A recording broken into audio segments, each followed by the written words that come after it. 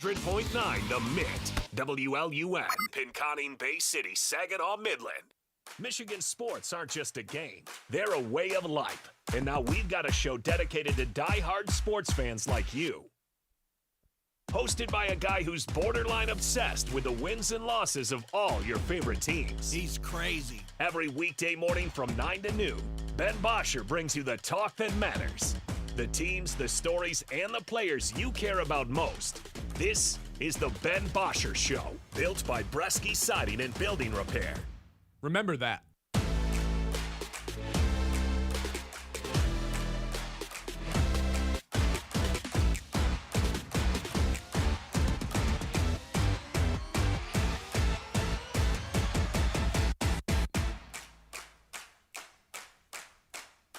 Hello, and welcome into the Ben Bosscher Show, everybody. The road to a national championship for the Michigan Wolverines ends tonight at 9 p.m.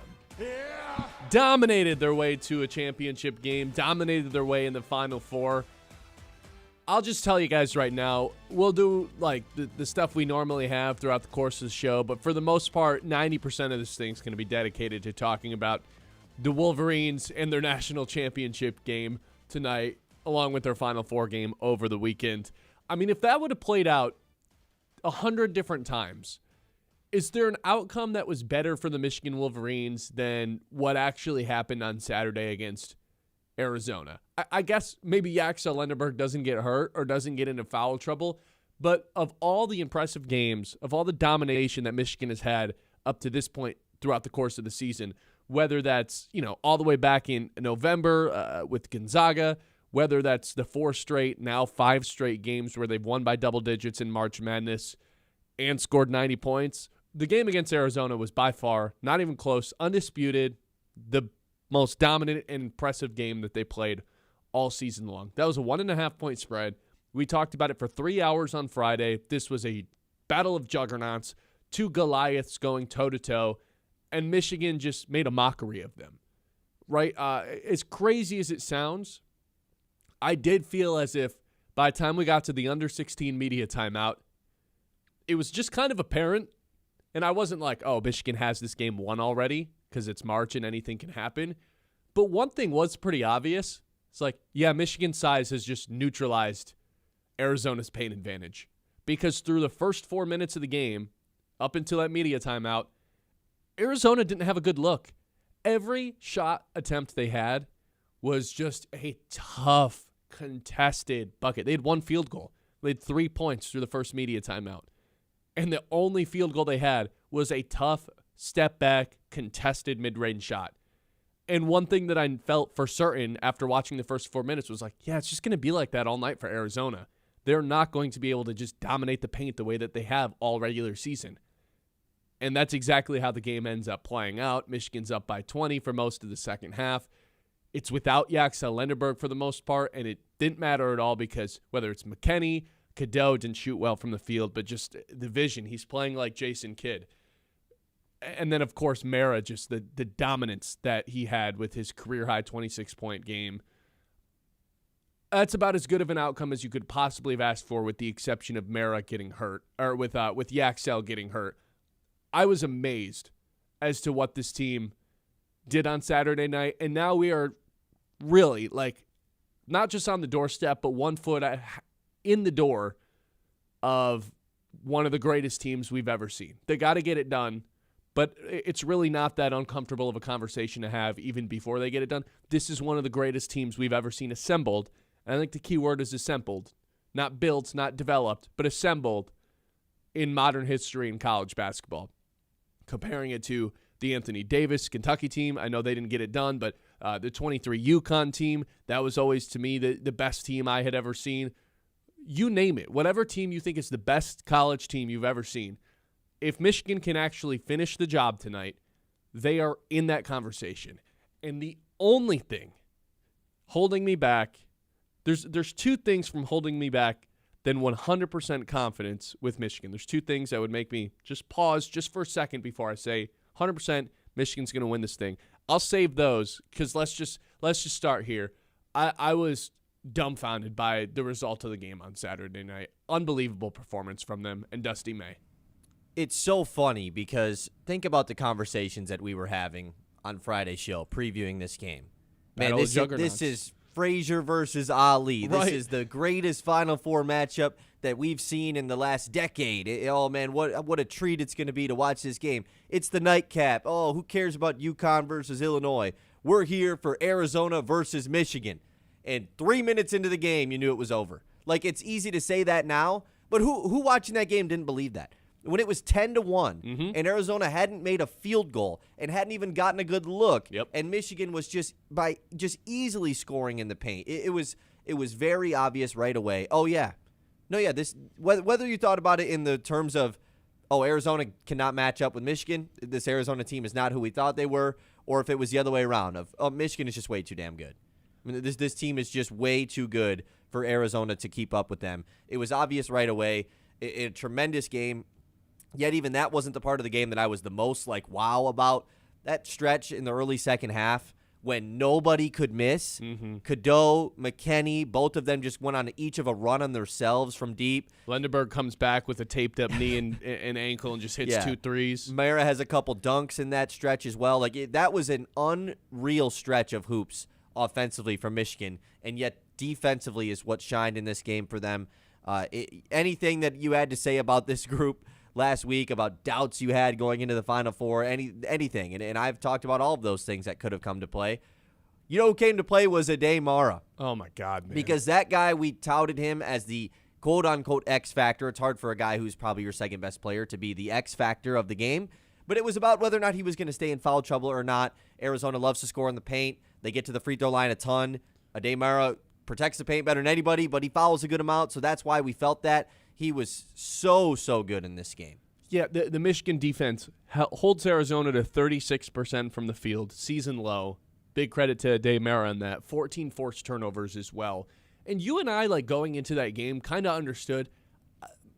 I think Mara actually has an incredible advantage here because it's the 5-out Alabama teams that worry me, putting him into actions, trying to get him to guard on the perimeter and attacking him downhill. Arizona has never played like that. They've got 2 bigs that don't shoot. So we kind of saw it a little bit like going into the matchup, like, actually, I think this is actually kind of a favorable matchup for Michigan.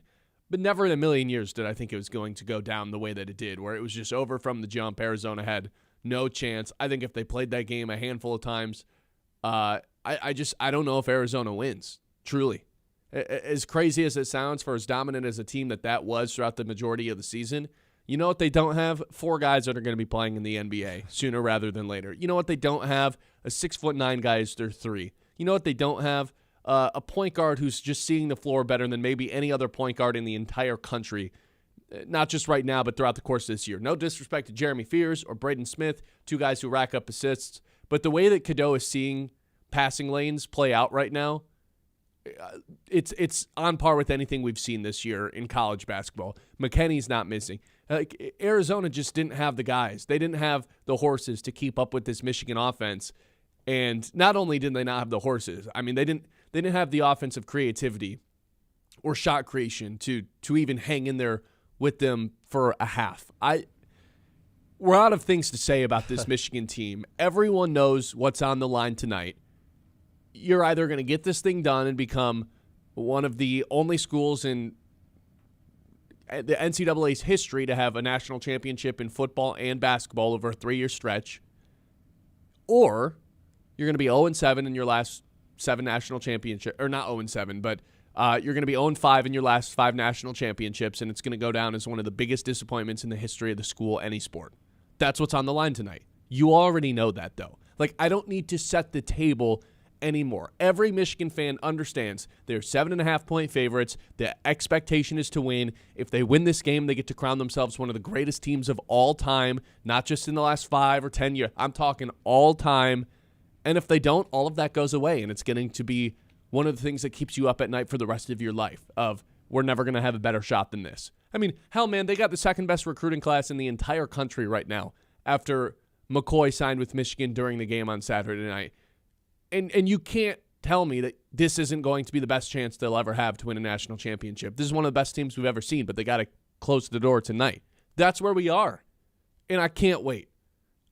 They should be favorites. And we're going to talk about the only reason why we don't think that they're going to be favorites here coming up, or not going to be favorites, but the only reason that we have any sort of pause to pick them. I mean, you and I are both going into this game thinking Michigan's going to win, right?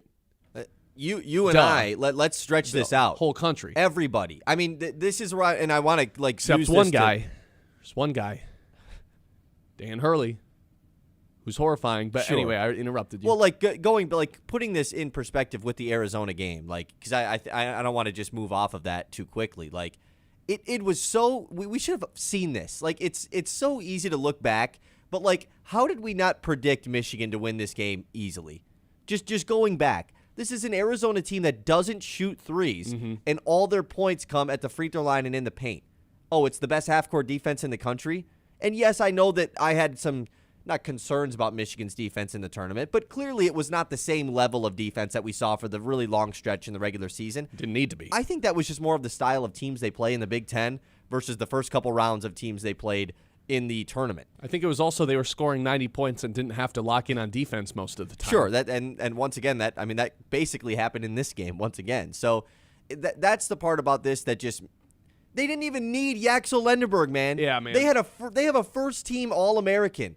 And there's been the conversations about Yaxel Lenderberg compared to everybody else, whatever. He went to the bench 90 seconds into the game. That guy has been awesome all tournament long, and he's their best player, no doubt about it. He could have played 0 minutes. He could have not even suited up. He could have not even came to Indianapolis until tonight, and they would have done exactly what they did against Arizona. Like, that's how 100%. ridiculous this Michigan squad is, man. It is such a good basketball team. And when you talk about the matchup versus UConn tonight, like, how can you not just go into this game predicting Michigan's going to handle them? Correct. I understand all of the stuff with UConn, blah, blah, blah. Let's keep it on Michigan for right now. This is the biggest favorite in the national championship game in 20 years. Yeah. Like, this is they are major favorites. It's unreal what this team has done in game out throughout the tournament. For as much credit as the front court gets with Yaxel and Mara, who just was a force to be reckoned with, and I'm glad people are finally recognizing him as that, because if you take it all the way back to one of their first games of the season, I think it was after one of their game, I sat on this microphone, might have even been after their first game, and I said, Ade Mara is actually going to be the player that fuels this team to go far. Like, this is the secret sauce. I think Yaxel's the best player, but Mara is their superpower. Mara is what is going to make them so special. And we saw that come to fruition last night, or on Saturday night. A lot of people, like, it just in terms, I don't want to get too far away from Michigan itself here, but like a lot of people, oh, he's just 7'4". Oh, he's not going to live in the NBA. No, that guy, it rocks at basketball. He does everything you could possibly ask for a 7-footer. Shoots a couple shots, blocks shots, is a force to be reckoned with down low, nimble on his feet enough to switch onto the perimeter if need be. Unreal performance from him. Catches lobs at an unreal rate. And speaking of catching lobs, for as much as we talk about the front court and McKinney, I'm like at a loss for words as to how Elliot Cadeau is playing right now. That was my big holdup during the season. I wanted him benched at one point for LJ Kaysen because I thought Kaysen was just playing better.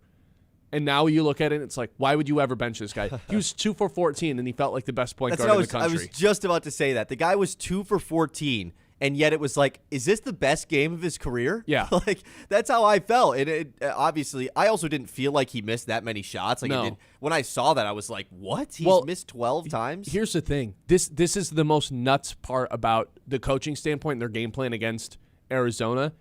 A lot of Elliot Cadeau's quote-unquote missed field goals that go down as missed field goals on the box score were actually designed plays off the backboard. Did you hear Dusty May talk about this? I did not. This guy's a lot super of those genius. like little push shots you're talking about when he was coming off screens. The high off-the-glass shots that Elliot Cadeau was putting off the glass were actually passes to Ade Mara because they understood Arizona was going to go for every single block at the rim. So Dusty May told Elliot Cadeau, and it was part of their game plan, something they practiced going into the game, throw these high off the glass. It'll go down as a shot attempt with the intention of Mara just coming down and cleaning everything up because it's going to take the shot blockers away from boxing out Mara. That is next level, think ahead, genius type of stuff from Dusty May. And such selflessness from Elliot Cadeau being like, oh, sure, I'll just have a 2 for 14 box score and put some shot attempts up that I know have no shot of going in for the sake of the team. And Mara just being like, sounds good to me. I just get to clean things up and there's not going to be anybody boxing me out because they're all going to be going for shots. Sounds good to me. The fact that Dusty May's willing to talk about that openly after the game, going into a national championship game, that's next level scouting and also next level confidence in himself to come up with another game plan. Yeah, like you couldn't wait like a whole nother day to announce that you did that against Arizona. That is genius stuff from the dude. Genius stuff. Who, as great as his team is and as much credit as Dusty gets for assembling this team, maybe he doesn't actually get enough credit for some of these game plans and sitting in that first game and taking notes and coming up with a game plan for the national championship. Because I heard that and I was like, I've never heard of any coach doing that in my entire life. That is such forward thinking. Yeah, well, and it also just it goes to show like the shots that Elliot Cadeau was taking in the second half when he would take those sidestep threes, the step back threes. Like in my brain, a guy who's 3 of 15 should not be shooting that, but he's not. In his brain, he's not 3 of 15. No. The entire Michigan staff doesn't believe he's that way because it was part of the game plan. So that just makes a lot of sense based off of what he did as a scorer in the second half. Like it all makes sense. And if you go back and look at the clips of some of those like misses that don't even hit the rim, I mean, he throws it off the top of the backboard and 2 Arizona guys go up to block it and leave Mara uncontested to go finish. How do you even come up with something like that if you're Dusty May and get your team to execute at a high level? We got a national championship game tonight. Obviously, as we've just mentioned, we both think Michigan's going to win. The entire country thinks Michigan's going to win. I want Michigan fans to be open and honest with me, though. What is the one thing that would make you pause to say you 100% have confidence? Because I'm sitting here with like 95% confidence they're going to win this game. Honestly, maybe 90% confidence. Because there's 2 legitimate things that you can point to and say, okay, that's at least a reason to pick UConn in this game. I want Michigan fans to be, this is a safe space, I promise you. I'm not going to ridicule you. I want to be clear, I'm picking Michigan to win this game. But if you had to, if you forced yourself to come up with 2 reasons why they weren't going to win, what would that be? What is the one thing holding you back from pure 100% confidence? Be open and honest. I've got 2 answers for you when we come back. This is the Ben Bosscher Show, and we're live here on 100.9 The Mitt, previewing a national championship game tonight for the Michigan Wolverines. Cannot wait. 9 o'clock start. It's late. Got more thoughts on that in a little bit as well. 9 o'clock hour, as always, is brought to you by Iron Stack Technology. We talk about the game plan all the time, including Dusty May's game plan to purposely miss shots on the top of the backboard. So a day American come clean it up. Just Bold ridiculous strategy. stuff. When it comes to Iron Stack Technologies, they help businesses stay secure, efficient, and ready for what's next, so you can focus on your mission instead of your technology. That's Iron Stack Technology, solution-driven, mission-focused. You can check them out online at ironstacktechnology.com. The Ben Bosscher Show, built by Bresky Siding.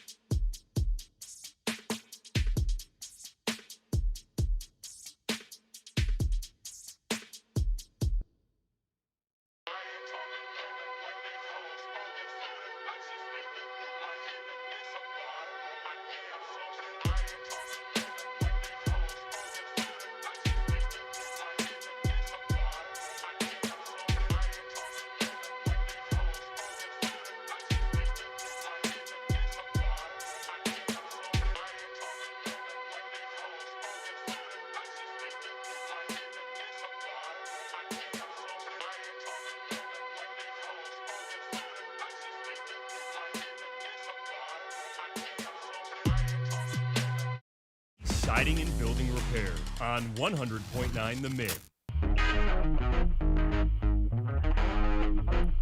All right, welcome in, everybody. I am thrilled to be previewing another Michigan National Championship games tonight. I wish it was Sunday night. I was thinking about that last night as I was watching the Tigers. Do you know how epic it'd be if it was like 6:30 Sunday night Netflix game or Amazon Prime game? Because the NBC ship has sailed. They're all in on the pro sports. College basketball missed their mark on that. But if it was like some streaming service that's unafraid to go toe-to-toe with anything else, be so awesome. I want to save that for a little bit. We got a couple Mint messages to get to. We'll get to our YouTube chat as well. I do want to say thank you to everyone watching in our YouTube today. Please like and subscribe if you have not already. It's been fun to watch that thing grow as well. Let's get to a couple text messages first before I tell you my only holdup and Kyle's only holdup on picking Michigan with full confidence tonight. What would you say? I'm at like 90% confidence. There's 10% of me that is hell-bent on two things going in favor of UConn. Like that Michigan is going to lose the game, you're saying? It's not even like I don't even want to speak that out because I really do think Michigan's going to win, but there's two reasons where I'm not sitting here being like guaranteeing it, basically. There's two reasons Charles I'm not Barkley guarantee, yeah. Yeah, there's two reasons that I'm basically, not going full confidence arrogance mode that, yeah, of course they're going to win. See, I don't want to do that. I have one lone reason, and it's a stupid one. And anything else that I could come up with is just me being biased against this team. Like me just wanting them to lose. Sure. That's the only, I don't have a real basketball reason. I've got two. Okay. I want to get to a couple messages first. This one's from Jace. Guys, you aren't even mentioning Trey McKinney, who is straight up balling like a senior. Trey grew up in Flint. That's my neighborhood, so he's a Flintstone blood. We were up 30 and took our foot off the gas against Arizona.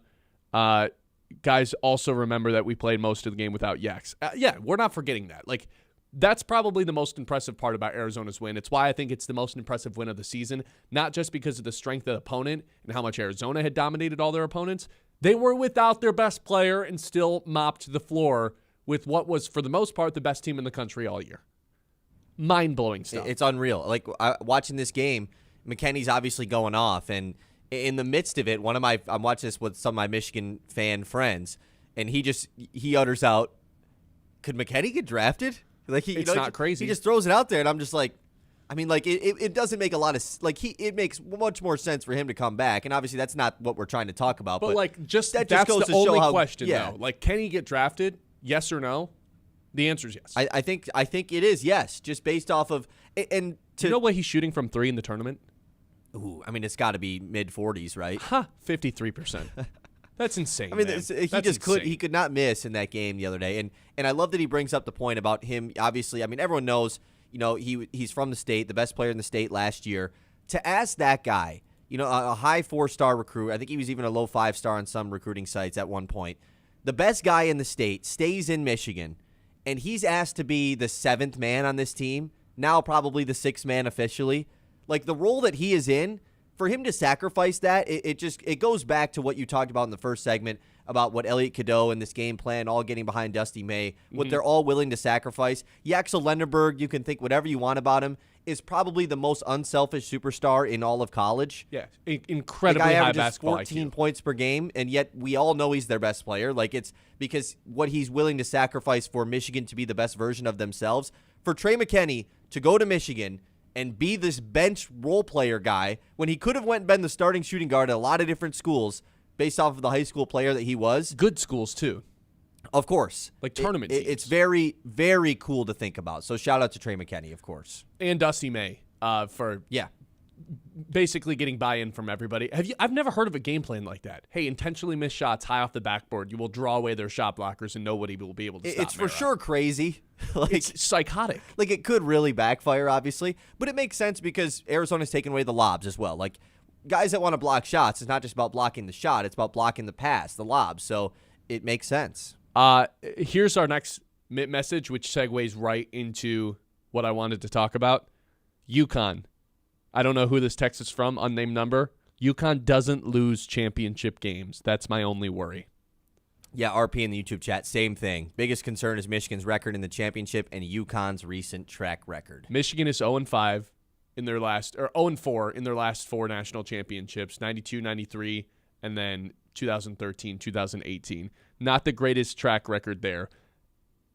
1-6 overall in national championship games, and UConn is an outstanding 6-0 in national championship games. Not to mention, one of my holdups, not just the UConn brand, it's Dan Hurley. This is the best coach we have in sports relative to his peers. Period. I told you guys during football season that Kirk Cignetti has passed everyone as the number one guy I don't want to bet against. My bad, I forgot about Dan Hurley. He's number one guy on this list. People I don't want to be putting my money against. Dan Hurley. This guy keeps receipts. He's an outstanding, almost unbelievable 11-0 against the spread in Sweet 16 and beyond games. And he's on the verge of a legitimate dynasty. 3 championships in 4 years if they are to pull this thing off tonight in what would be one of the greatest upsets in the history of the national championship game. I'm going to say something crazy. I think it's true. If they were to win today, it's better than anything that Nick Saban had ever accomplished at Alabama. A 4-year stretch in March Madness where you win 3 national championships. 2 other coaches have done that in the history of the sport, and that was Adolph Rupp and John Wooden. Kentucky and UCLA. That's insanity. Considering how hard it is to get to a national championship and the magnitude and scope of a 64-game tournament, to get to 3 national title games in a 4-year span and potentially win all 3. That's one of the greatest coaching accomplishments we have in the last 25 years. Like, genuinely. That's why I'm a little bit afraid of Dan Hurley and UConn, because he is someone to fear. I get it, Michigan's unstoppable. I'm picking Michigan to win this game, but if you're telling me be open, be genuine, be honest, what's the only reason you're not coming out here with full arrogance picking Michigan? Dan Hurley's reason number 1. I don't want to be on the opposite side of betting against that guy. And unfortunately, tonight I'm going to be.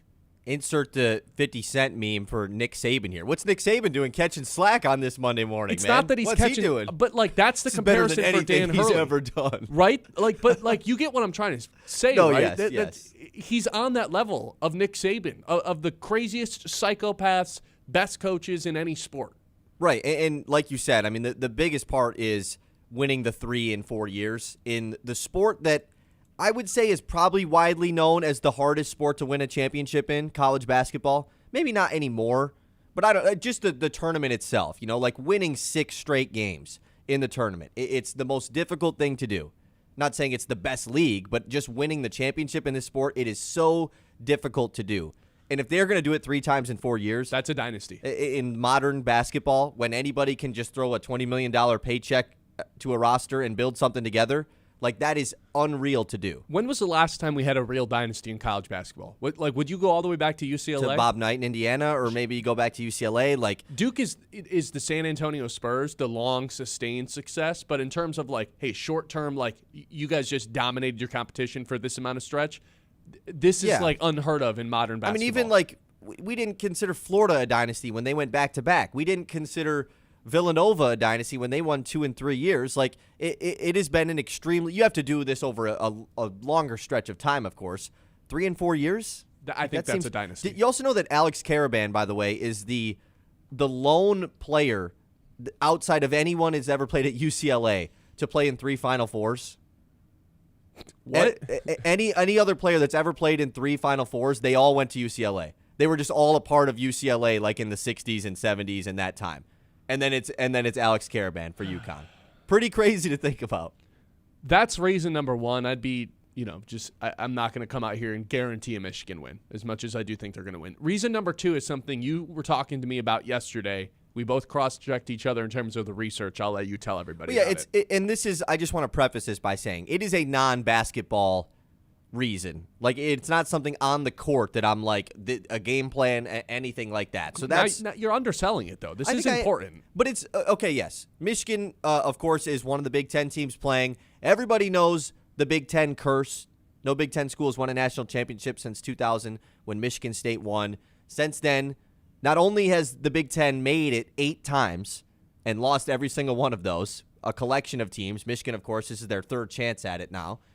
They are also 0-8 against the spread in all of these games. 0-8 straight up, 0-8 against the spread. And only favored in one of those games. And that's the reason why I think it does need to be downplayed a little bit. The Big Ten team has almost every time come into the game as the underdog. And the only time they were favorites was Wisconsin, and it was 1.5. It was by 1.5. Favorites. Yeah, exactly. Michigan is the heavy favorites here. I mean, right now, depending on what site you look at, most of them have Michigan at 7.5-point favorites right now. I've seen it get up to 8.5, but I think it's at 7.5 currently. The last time a team was favored that heavily in the national championship game, funny enough, was back in 2009 when North Carolina beat Michigan State in the national championship game. UNC and Ty Lawson, that team, they were 7.5-point favorites that time around. So this does not happen. They are heavy, big-time favorites in this game. But for the Big Ten to be favorites in this game like this, it's unheard of. But the Big Ten has the curse in the national championship game. I don't think Michigan cares about that, and it doesn't have anything to do with the 2 teams on the floor. But you add that factor in with, of course, the factor that UConn has won 2 championships in the last 3 seasons. It maybe can bring some concern to the table. Forget the UConn brand. It's all Dan Hurley to me. This guy's terrifying. Like, seriously, though. He's one of the most the refs are scared people. of him, too. The refs are scared of him. He keeps receipts on anyone who picks against him. That's the other reason I'm just like, nah, I'm good on guaranteeing a Michigan win today. Why? You think he's gonna? Yeah, I do. Ben Bosscher from Midland, Michigan. He called me out. I had to get him. I had to get the win. It's unreal what he's done in his short time at Connecticut, and we need to recognize that before we just. But again, you and I are both going to be picking Michigan to win this game. I'll say Michigan wins and doesn't cover, though. Are we? Wait. You speak for yourself here. Okay. I guess we'll save our final predictions for later, but I'd be shocked if you went with UConn here. Yeah, I mean, it would just be a ridiculous thing to do. Quickly, a couple other YouTube chats about Can we take a break first? Sure. We got to squeeze one of these in. 989-837-6125. Show, as always, is brought to you by Bresky Siding and Building Repair. Protect your home with Bresky Siding and Building Repair. The experts who do the job right the first time, whether you got a leaky roof, storm damage, siding looking a little tired, Bresky's got you covered. Locally owned, trusted, and dedicated to keeping Midland area homes safe and looking sharp. Quality materials, skilled craftsmanship, and service that puts your family first. Don't wait for the next storm. Call Bresky Siding and Building Repair today. Keep your home strong for years to come.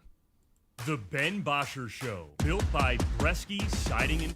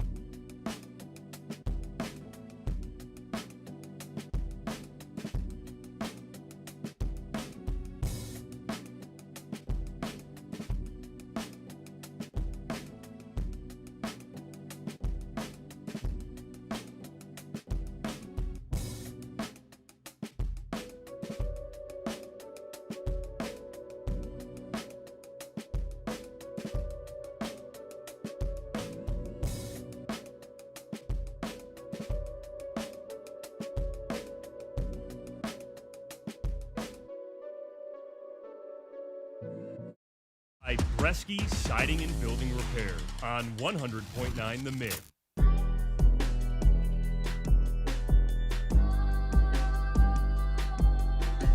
So there's one more reason that we just got in our YouTube chat that would be a reason to be a little bit hesitant to pick the Wolverines. And that's as simple as Yaxel Lenneberg not healthy. Technically on their injury report, he's not listed as anything. He's not on the injury report. So he's going to play tonight. And they just played a dominating game without him. But nonetheless, if we're coming up with, hey, we're forcing you to pick 3 reasons why Michigan might not win tonight, that's probably the third reason, right? Your best player was injured in the last game? Yeah, I think that's – and you have 2 days to turn around, less than 48 hours to turn around? Yeah, I think that's a pretty valid reason. And you're going up against the guy who could, the game plan is, hey, we're going to abuse Ade Mara. It might not matter. He might be good enough to just take it. Yeah. But we're going to abuse this guy, make him shoot a ton of free throws. That's not his strong suit. And basically make Yaxel Lenneberg beat us driving to the rim. And if he's healthy, I'd say good luck with that game plan. We don't really know the state of his knee and ankle right now. We know he's not on the injury report, but what's the incentive of Michigan putting anything on the injury report for a guy like that? Then it just shows something that you can target. Not in a dirty way, but make him work on that left knee or that right ankle, whatever it ends up being. It's the same thing for Solo Ball tonight, who got banged up in their Final Four game. He's 100% healthy, they list him as, but obviously he's probably not in real life 100% healthy. Yeah, with the foot sprain. Yeah, it'll be interesting to see. But, I think just based off of, the reason why I had been, the guy that was zagging on, I don't think the winner of Michigan-Arizona is just a national champion, because it's going to be such a hard-fought game, and you have to turn around 2 days later and play again for the national championship. Against the best coach. Well, it wasn't such a hard-fought game. That's the issue. It was the opposite of that. So that takes away that reasoning 100%. Should we zag even harder? Did Michigan win by too much? Yeah. Did they already crown themselves as the champions, basically? Did they score too many points in the Final Four game and run out of shots? Dude, there was a stretch. This was before, obviously, Michigan and Arizona had even tipped off.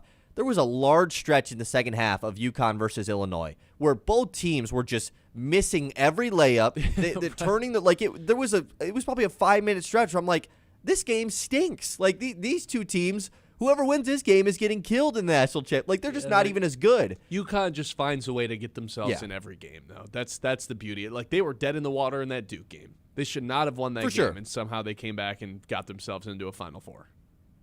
That's my holdup. If I was ranking the 3 reasons we've come up with, it's Dan Hurley being number 1. I'd say probably Yaxel Lenneberg's injury being reason number 2. And the fact that the Big Ten is 0-8 straight up and against the spread in national championship games, that's probably reason number 3. If you had to come up with 3 reasons why you'd pick UConn to win this game. Now, anything beyond that's probably a pretty big stretch, and I could come up with 100 reasons right now why I would take Michigan. I'm going to take Michigan tonight. They're 7.5-point favorites for a reason, but I don't want to sit here arrogantly and crown them national champions before they've actually done it. I don't. That's what it feels like everyone is doing, and but I will say, a little scary. I don't think it would be arrogant. How can you not pick Michigan? How can you not pick Michigan to win and cover? Truly. Yeah. The 100 reasons why Michigan's going to win is they're going to score 100 points. That's the reason. This team is crazy good. They are such a good basketball team. It's an NBA team waiting in disguise. Yes, they are formed perfectly. It's unreal, and they're doing it all without LJ Kaysen. And I know that hasn't it's because of Elliot Cadeau's play. But it's just another thing you can throw in the wrench of this, of just that they lost one of their we key tried rotation we guys? tried coming up with a reason, this is the reason why Michigan might not go far. They lost LJ Kaysen. He's a guy that you down the stretch you might want to play over Elliot Cadeau. He was playing better than Cadeau earlier in the year. And I thought he was better. And since then, Cadeau has just been I'm going to turn into a hound defensively. You are not going to be able to screen me. I'm getting around everything and getting myself back in a position. I am going to be passing the ball as if I'm Jason Kidd. I think he's got kind of the same stature as him, in terms of the thickness. Kidd was a much bigger guard. How tall was Kidd? 6'6"? Kidd was Cadeau does not have the same frame as Jason You're right, Kidd. but I don't know who. It's not like he's controlling the game like Chris Paul, the ball's in his hands the entire time. The I guess the other person I'd come up with Steve Nash, but he doesn't play as fast as Steve Nash necessarily. But like, just in terms of like bigger point guard, gets a ton of rebounds, and is seeing the floor better than anybody right now. Like, no disrespect to Jeremy Fears, that was more Chris Paul of like, I'm just going to control the entire game the entire time and find my assists. What Cadeau is doing is just like, it's so fast. He's seeing everything so quickly, getting rid of the ball really quickly. That's Kidd. That's Nash to me. Yeah, I've just that's the part that has been the most surprising about this Michigan run. I don't think anyone's surprised they're in the national championship game. I'm sure plenty of people picked them to be here. Plenty of people probably picked them to win the whole thing. But the surprising part to me has been Cadeau. I mean, just what he has been able to do. I never saw this coming. No. I don't think anybody did. Because I was a firm believer that LJ Kaysen was the better guard on this Michigan team, and by the end of the year, there might have been a switch coming. I thought McKinney was the better guard. Right. Well, that's the thing. Like LJ Kaysen was probably the real sixth man of this team. He goes out. Okay, McKinney becomes the best sixth man in the country, and Elliot Cadeau has become this awesome point guard. Like, it's just these guys are inevitable. That's how I feel. Yeah, I'm 100% with you. Dwayne, though, does say you're the only guy scared of Dan Hurley, though. I don't think that's true. I Just really you. don't think that's true. So low. 989-837-6125. Let's go to a couple more Mint messages when we come back. And I'll get to the late night stuff at some point throughout the show because we got a couple Mint messages on my comment about it. But we've got a couple more reasons why I think they should really be switching up the time and, more importantly, the day that the national championship is being played. 989-837-6125. Hey, for all you sickos that have been sitting inside waiting to golf all summer, we're just about there. Courses might be a little flooded right now, but we are not very far away from being able to hit the courses once again, get on the greens, and have yourself a fun time. It's a little too cold for me, but I know there's some people out there that have been waiting all winter long to get back on the green. Maybe it's not too cold for them, which means it's almost officially golf season, and if you're like me, you're looking for new places to play. Golfers, don't look any further. Apple Mountain in Freeland is where every round comes with a side of scenic perfection, championship-level course, beautifully maintained and just the right mix of challenge and fun. When you've wrapped up 18, head to the Apple Mountain Restaurant, the perfect place for casual elegance and spectacular views. Apple Mountain in Freeland, minutes away but miles from ordinary. The Ben Bosscher Show, built by Bresky Siding and Building.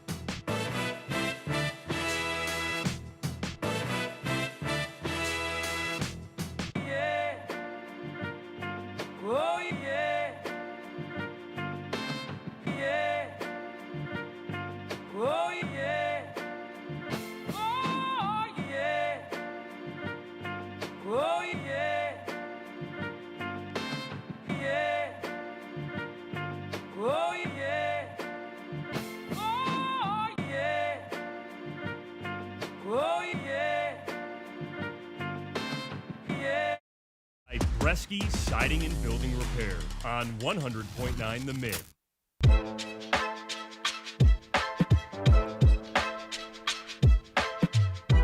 All right, let's go to a couple messages here. Ryan says, after LJ was out the rest of the season, Cadeau's assists are up way more. He's more under control. He's playing his best ball, plus Trey and Roddy's scoring has gone up. Roddy Gale, March Roddy. Like, I've said unbelievable probably too many times today and throughout the course of the season while talking about That's Michigan. what this team is, man. Truly. What Roddy's done here in March is unlike anything I can remember for a while. It's just this is 2 consecutive years where last year more so than this year because they needed him to be a little bit better last year because it's not like they were this dominant regular season team. But 2 years in a row, you almost just wonder, like what's left for him? You know, like you're needing a little bit more. You're wishing for a little bit more from him, and then he just takes it to another level in March. Whether it's the dunks that he has, whether it feels like he's hitting 100% from his threes, making the right plays time and time again.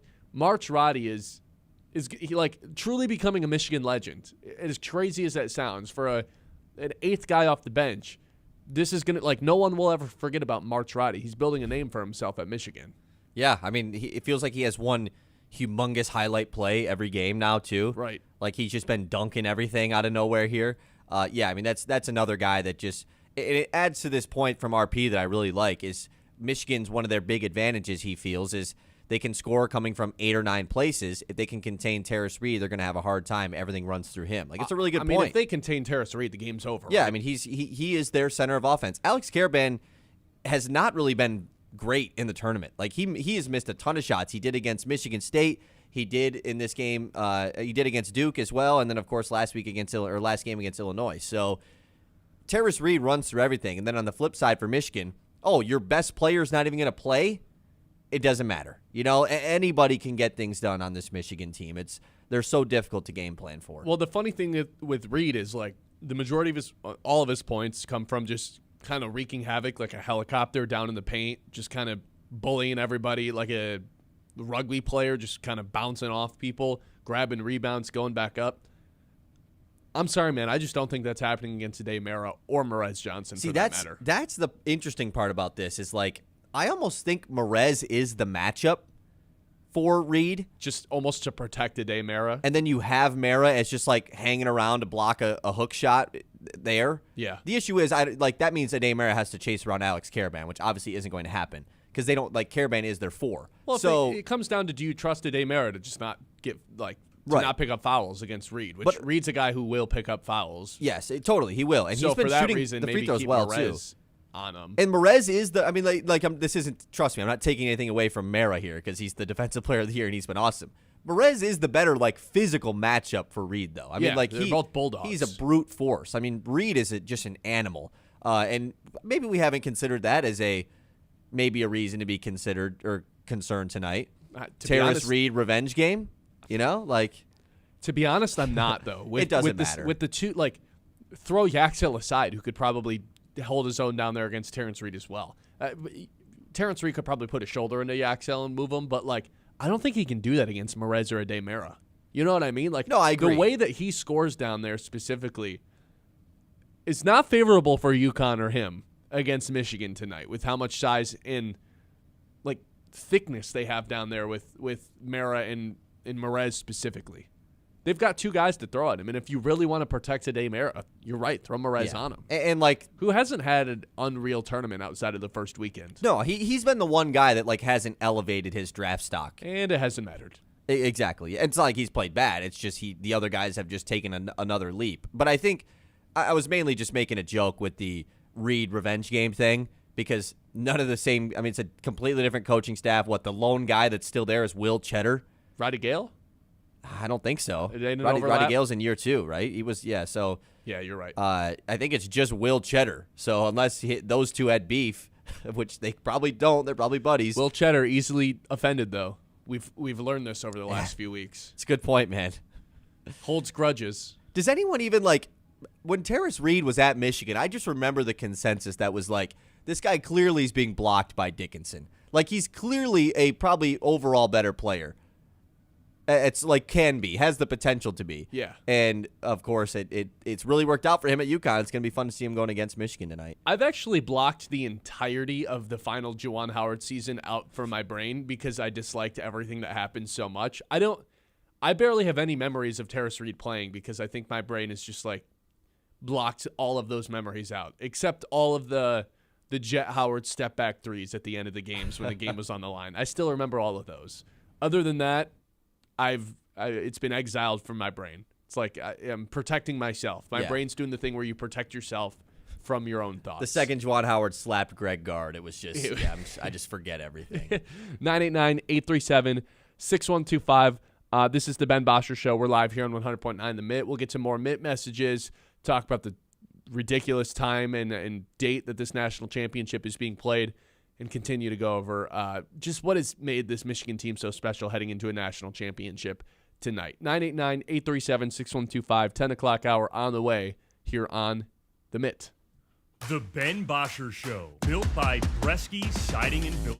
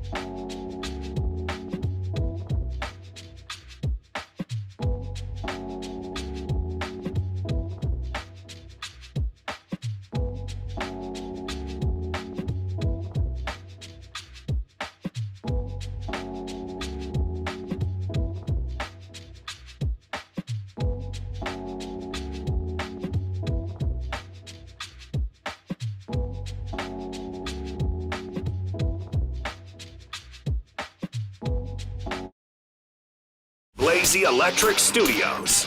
This is Sports Radio 100.9 The Mitt. WLUN, Pinconning Bay City, Saginaw, Midland.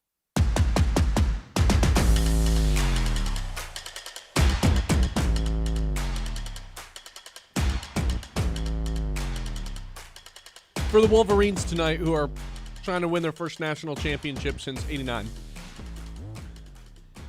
What we haven't really talked about much in that first hour was what happens if they do lose. I think that does become one of the biggest letdowns in school history and college basketball history. It'd be a catastrophe if they lost this game. Yeah, it'd be. I mean, it would be pretty bad. And unfortunately, for Michigan, like they've played so well that now they're in this situation where like it's not like, hey, anything else is frosting. Anything else is a win. They were so dominant in the regular season, and now there's been so much success here in the postseason that there is no like participation trophies for getting to the national championship, especially considering the recent history and honestly like a 40-year history, 30-year history that they're 0-4 in their last 4 national championship games. This is the best shot that Michigan's going to have. It'd be unbelievable if they lost this game, but also like to be on the other side of a Dan Hurley championship, guess that makes it make a little bit more sense. If you lose, a dynasty has been created. Yeah, you know. So like, but I will say that those thoughts, at least for me, and I'm interested to see if any other Michigan fans feel this way. Those aren't even creeping in my head. Like that's how confident you are Michigan's going to win. Of the whole like, this is what a disappointment this could be if they lose. I'm not thinking about that at all, just because like they're not losing. Like this team is way too good, and it makes sense to have those thoughts because, like you said, it is unfortunate that they've played so dominant to the point where if they do lose, it's like how did they not win at all? Like what? This makes no sense. This team was crazy good. We were crowning them maybe the best Michigan team ever. You know, like it's an unreal thing to say. Hold on, best Michigan team ever. How about just the best team ever? Like the best collection of talent we've seen since you tell me when. I mean, I know that AD Kentucky team was just like, there's nothing you could do against him defensively with them on defense. I know the 23 UConn team just murdered everyone on their way to a national title. This is kind of on that trajectory, and I know that the Kentucky team didn't actually win at all. The UConn team did. But to me, that Kentucky team did. The one that went undefeated was the one that lost. Yeah. To me, the best teams I've ever seen are those two. That's the golden standard. AD Kentucky and the Klingon Castle Kentucky 23 team. Michigan's on par with both of those teams and has maybe a better collection of talent than both of them. Teams that I've seen, I'm not going to speak for teams in very sure. long, Lou Alcindor had a better team. If you want to really die on that hill, Bill Walton and UCLA, any of those UCLA teams, sure, we can talk about all that. Phi Slamma Jamma, you want to do those teams, like great. I wasn't around to watch those games. Even so, the development of the game and the evolution of the game, these guys would walk them off the floor. I still think the 18 Nova team is just like, man, that team never gets talked about enough. That team has so many NBA guys on it. Yeah, looking back at that team, that was a team that was nasty on paper, but they didn't dominate the regular season the way that this Michigan team did. This is the top 4 team on Ken Palm ever. And this was the one thing that I kept being reminded of this during this whole Fab 5 alternate broadcast thing, which I did not. You watched that? No, but just the fact that it was going on. There was a lot of clips being posted from it. Of course, the Brandon McCoy thing happening on that heightened this a little bit. Every time this gets talked about, like, oh, Yaxel saying we're the best team since the Fab, like we're better than the Fab 5 was, and it's all about the Fab 5. Why does the 89 team not get brought up before the Fab 5? I don't know. The 89 team literally won the title and has Glenn Rice, who is one of the best players in college basketball history. Like, up to that point, he had scored the most points in the tournament ever when he did it. I think it's still the most points per game average in the tournament. I think it's most points per game. I think someone has passed, total points, though, in the tournament. But Glenn Rice had the record at the time they did it. And yet the Fab 5 is always the team you get brought up. Yeah, they were, the cool guys. That's probably why that they're the most popular team, and they went to back-to-back natties, so makes sense. A lot of good players on that squad, but I just never wonder why the 89 team doesn't get brought up. Yeah. They literally have one of the best college basketball players ever, and they won the title. Yeah, you're right. So I don't know, people who saw that team, by the way, if there is some people in our listening on the radio or on the YouTube chat, what team's better, that 89 squad or this one? You had to watch both, though. I need proof. Because I'm not photo ID. Yeah, driver's license in the chat as well. Because I'm not going to sit here and say that this team is better than the 89 team because I didn't watch them. But as far as teams that I've seen with my own eyes, this Michigan team absolutely has the chance to be the best that I've watched. Yeah, that Villanova team had 9 losses throughout the course of the year. They in total went 24-9. Just were dominant in the tournament, of course. And I also, by the way, I saw someone compare what Trey McKinney currently is doing to Dante DiVincenzo. They said, is McKinney on a DiVincenzo Final Four run right now? Was DiVincenzo a one-and-done guy?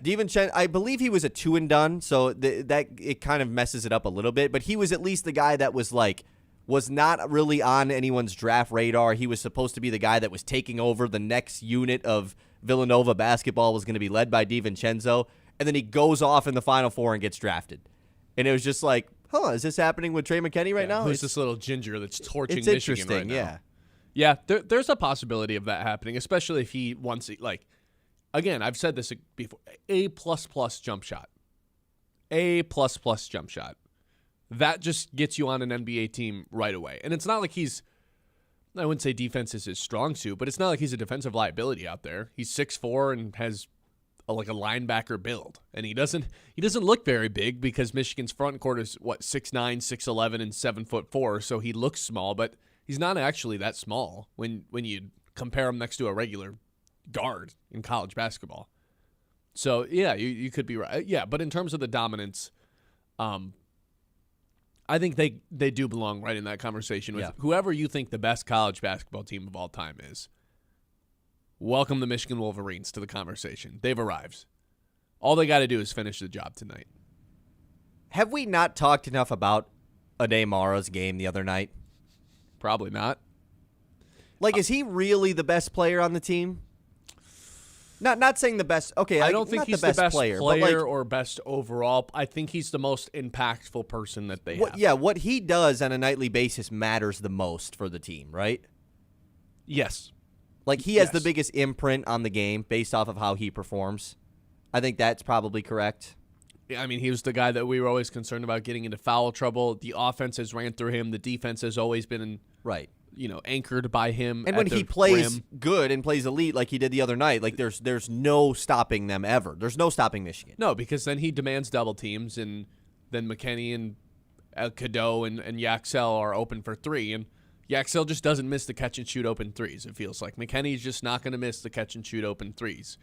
And when Mara's drawing double teams, guess who gets all those shots? Those two guys.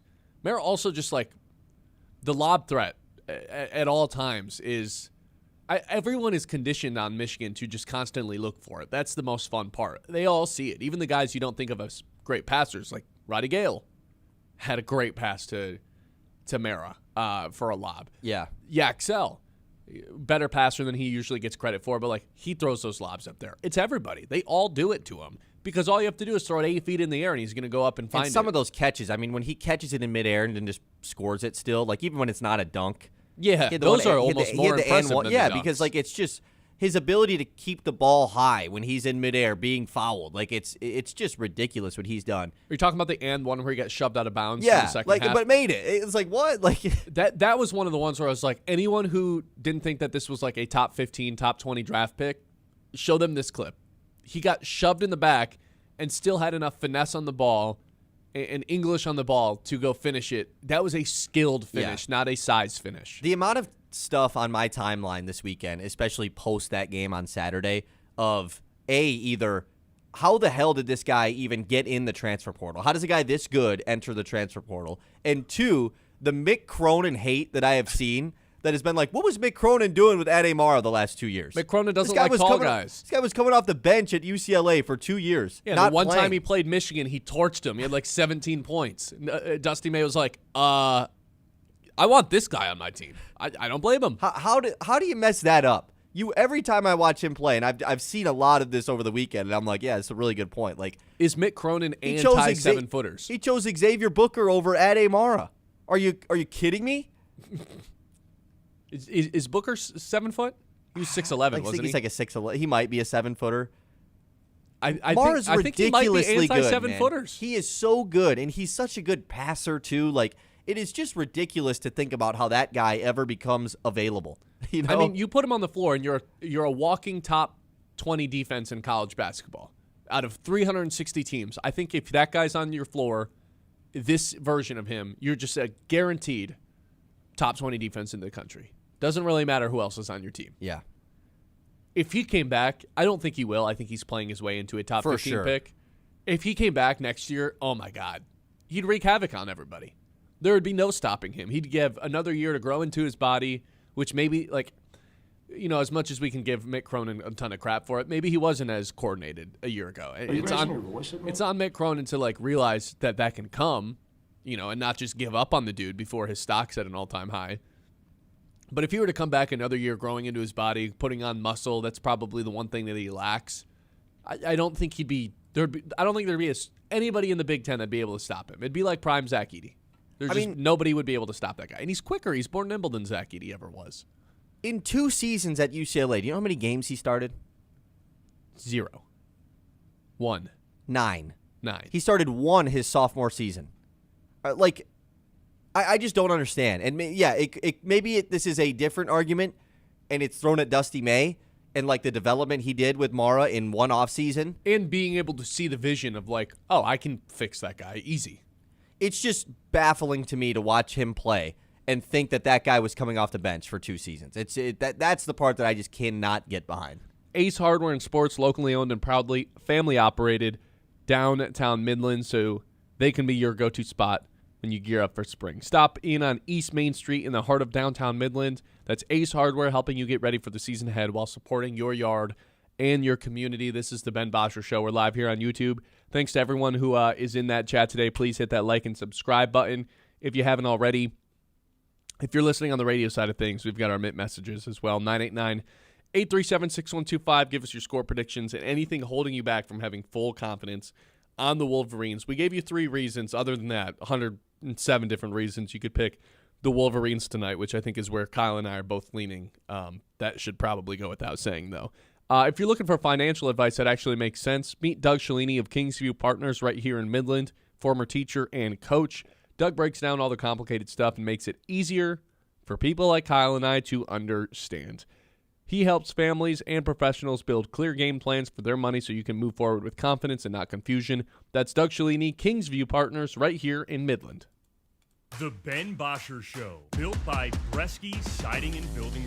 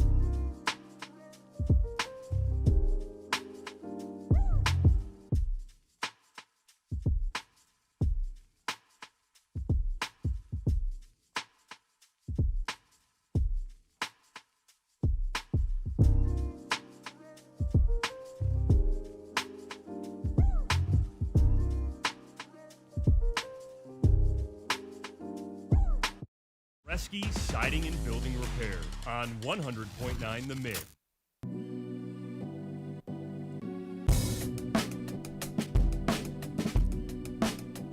Two East Coast teams tonight, obviously. It typically is. West Coast. Not very good at basketball these days in the college world. Two East time zone teams, I guess is the way I should say it. Yet the game's at 9 o'clock today because we have to appease the West Coast folks who don't actually care about this game. The problem isn't what time they're playing. The problem is what day of the week they're playing. Why is this not a Sunday 6:30 primetime slot? They switched over to a Monday game because they didn't want competition. I have no idea what they're afraid of. Sunday Night Baseball, Peacock, NBA. I have no idea what this tournament is afraid of, why they're afraid of putting it on a bigger streaming platform. I know CBS and specifically Turner, True TV, TNT, TBS have been partners of March Madness for a long time. How have we not got a better situation for the national championship game, though? A Monday night, like if you surveyed 1,000 fans, it said, hey, Monday night at 9 p.m. or Sunday at 6:30 and making an event, like a real event, not a game, but an event that everybody can tune into, the way that a Super Bowl is, the way that the last day of the Masters is, something like that. Everyone is choosing that. I have no idea why this isn't a 6:30 Netflix, Amazon Prime. Maybe you could strike a deal with NBC, but they're so booked on Sunday nights because, all the smart leagues went to NBC and said, do our Sunday nights. But how is this not like a bigger ask of people? Why do we insist on it being a Monday night? There's a couple reasons. Initially, because the NCAA was scared of competition and, losing viewers. And secondly, because BYU, in theory, would never play on a Sunday. They don't play Sunday games. They refuse to do it. Here's the thing, man. 366 teams. BYU's the one team that doesn't want to play on a Sunday. Guess how many championships BYU has ever played in? 0. Yeah, this I'm not is worried obviously about that. not the reason. It's one of them. They would just move the game if that was the case. But with arenas and scheduling, you can't do that. You have to have a set date. I mean, there's no way that is the reason why they don't play on Sundays. Sure. It's one of them. I know the exact reason why. Tell me. And when this has been, obviously, the way that it's been for almost 50 years now. Maybe I think it's been over 50 years. I think in the 70s they made this switch. 73. The bigger event is the Final Four. The Final Four is a bigger event than the national championship game is. Yeah, I bet you the national championship doesn't have chain smokers performing in between the games. Don't hate on the chain smokers, man. That's ridiculous, man. Why do we need 45 minutes between the games? No, you're right. For these clowns to when come that out when that timer DJ popped music on the screen, it was like 50 minutes until tips. Like 50 minutes. Yeah, we'll let these guys warm up, and then we're gonna put 200 bozos on the court, and then we're gonna have a rave in the middle of the game. It's like insane. But like the Final Four is the bigger event, and previously they used to have the national championship game on a Saturday with the Final Four on Thursday. That would line up as far as from the Thursday to Saturday or Thursday to Sunday is how the March Madness tournament goes. You get those Monday through Wednesday off. Boom, you're back in action Thursday. It would make sense. The issue is the Final Four is just bigger. It's 2 games. It's a doubleheader. It's a primetime Saturday night slot. That's what the NCAA pushes more. That's clearly what the media networks that cover these games want more. And the unfortunate part about it is the national championship game is the part that has to suffer on a Monday night. Okay, how about this, though? That might be what Turner wants, TBS, TNT, True TV. Who cares what they want? Go to someone who's going to give you way more money to do this, because I guarantee you Netflix or someone would be way more interested in being like, oh, we'll do the national championship at 6:30 and actually make it feel like something special rather than just a game and putting freaking chain smokers between these things. No, we'll actually make this a prime time. So the chain smokers event. made it not special. No, I'm just using that as an example. Like Netflix would be all in on making this a Sunday night event that everyone all weekend is making plans for. Monday 9 o'clock, you're not making plans and going out and watching this with your friends or having people over, even if it's Yes, Monday you are. at 9 o'clock. That is insane. If your team isn't playing in it, sure. Michigan's playing in it. People in this state, it is an event tonight. It's an event tonight for people in this state, sure. Ask every single person who's a Michigan fan, hey, 9 p.m. on Monday night or 6:30 on Sunday, guess what every single one of them are saying? 6:30 Easter Sunday? I mean, it's not always going to fall on Easter. I know. But the issue is, like, give sure, yourself a 2-hour pregame. Make the national championship like a real thing. And it's what the women's tournament did, right? Their Final Four was Friday, Sunday. That was a yes, with a 3:30 start. Well, yeah. We got a text at some point after I hinted at this very early on that was just like, you want to put the national championship on a streaming platform, the all caps national championship. Yeah, let's make this an international thing. Let's put eyeballs on the national championship and make college basketball feel like, a big deal again. Because for a while it wasn't. I think they're back in that. But this Monday night, I think it tarnishes how big of a game this can be, or it puts a ceiling on how big of a game this can be because of how late it is happening and the fact that it's happening on a weekday. I feel the same way about the national championship on football. Sunday, but on in football. But at least they can say, well, we don't want to go toe-to-toe with the NFL. That's a valid excuse. What are you afraid of, man? The NBA, you afraid of the Rockets and the Warriors playing last night? No, they're not afraid of anything. It's the fact that something has to happen Saturday night. That's what cancels your doing it Friday, Sunday argument. Why does anything have to happen Saturday night? It's Saturday night. It's the prime time. Like, you either are doing the national championship Saturday night or you're doing the Final Four Saturday night. You're not doing neither. And unfortunately, the answer they have now is they prioritize the Final Four because it's 2 games, it's more eyes, it's more money, it's more tickets. Why does the Super Bowl do Sunday then? Why do the Masters end on Sunday then? During the day? Because every golf tournament ever ends on Sunday? It doesn't. Every football game ever is played on Sunday? It doesn't have to be on Saturday, is my point. Sure, it doesn't. Like, I'm playing this role, and I mean, I do feel this way. But I do agree that the national championship game being played Monday night sucks. Yeah, it just does. Listen to the fans on this one. It of course does suck. And I do think we are in an era that saying the national championship game can be on anything is not an unrealistic ask. It can be on whatever streaming platform because anything, like, hell, we had an NFL game on Netflix. Like, all of this stuff goes down nowadays. So proposing any network change is completely fine. But as far as the day, like, this has been the case for 50 years. I just don't know if it gets changed. You got to have something Saturday night. Like, that's kind of my outcome for this. And they just choose the Final Four because it's more everything. Everything is doubled from the Final Four. It is just the bigger event than the national championship game is, as weird as it sounds, because the college football playoff semifinals isn't the bigger event. It's, of course, the national championship game. Conference championship weekend in the NFL is not the bigger event. Of course, it's the Super Bowl. But in college basketball, the Final Four just is the bigger event. We got a text that said, where everyone can watch, in quotes, in the same breath as Amazon Prime or Netflix, it needs to stay on local broadcasts. Counter, it's harder to watch local broadcasts than just firing up Netflix. I genuinely feel that way. In the Big 2-6, you are correct. Because to have a local broadcast means you have to have a subscription to a TV network, which is harder to come by nowadays. Yeah. I don't have a subscription to a local TV network. I have Hulu Live. A lot of people have YouTube TV. You know what pretty much everybody has? Netflix or Amazon Prime. And if you don't, I'm sorry, but guess what? If your team was playing on it, you would buy it to watch it, right? Same way you would with any strap platform. And you know who could just execute a way better broadcast? Netflix. You think so? 100%. Netflix has had some issues, though, with their stuff.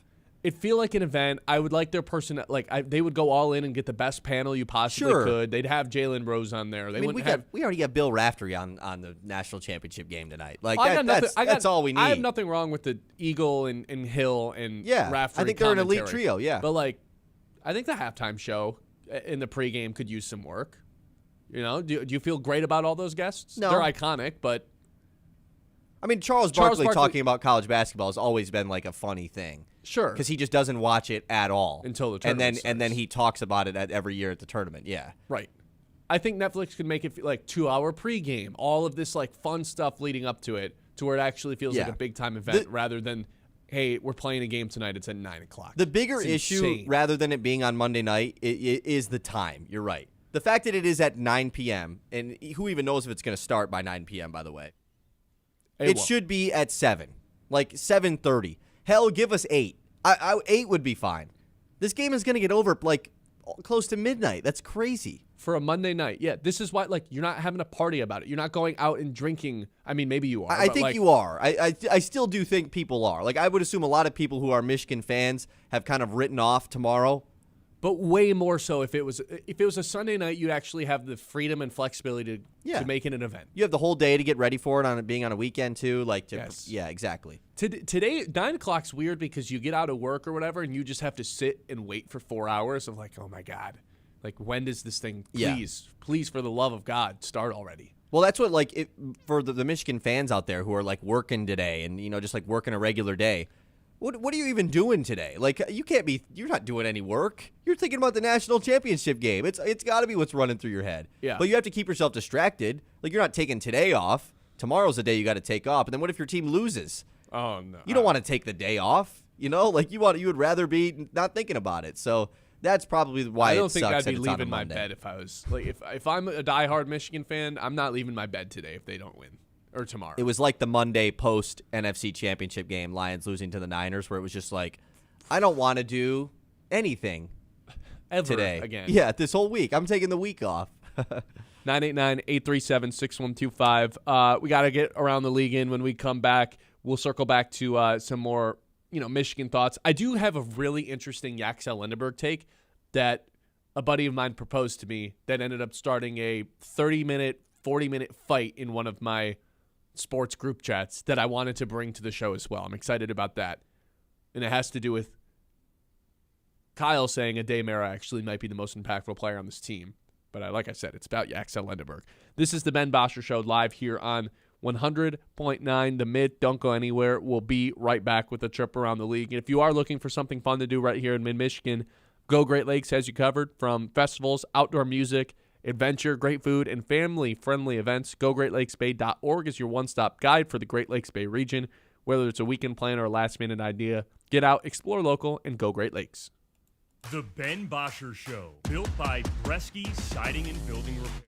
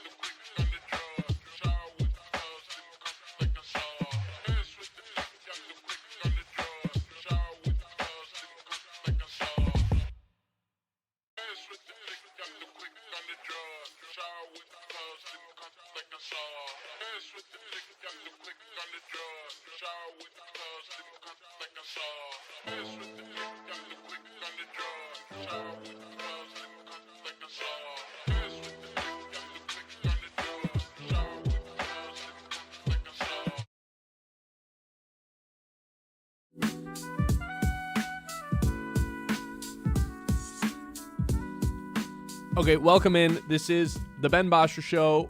We're going to keep going on Michigan. Let's take a quick time out, though. Take a trip around the league, get some football in. It's time to zoom out and go around the league. All right, we're finally pulling the trigger. It's a Monday. Why not? Let's just do it. A mock draft. We haven't done one of these yet. We've been holding off on draft coverage for a while just because we've had so many storylines between the Tigers starting things up, the Red Wings, collapsing in front of our eyes once again, Pistons clinching the 1 seed, just being on, and then Michigan. So we haven't had time to do a lot of NFL draft content. I figured this Monday was a good time to start that. So Kyle's going to do the odd numbers. I'll do the even numbers. Let's just do 10 to 12 picks. If we can get to pick 17, that'd be great. Right. Well, time according. It's my pick, though, if I get it. That's true. Yeah, mock draft Monday. Let's go. With the first pick, I'll take Tyson. Just kidding. I'm just making a joke here. Look, Mendoza's going to be the first pick. I still don't really we do this every year where the first pick, you have to have this whole debate when it's so obvious who it is.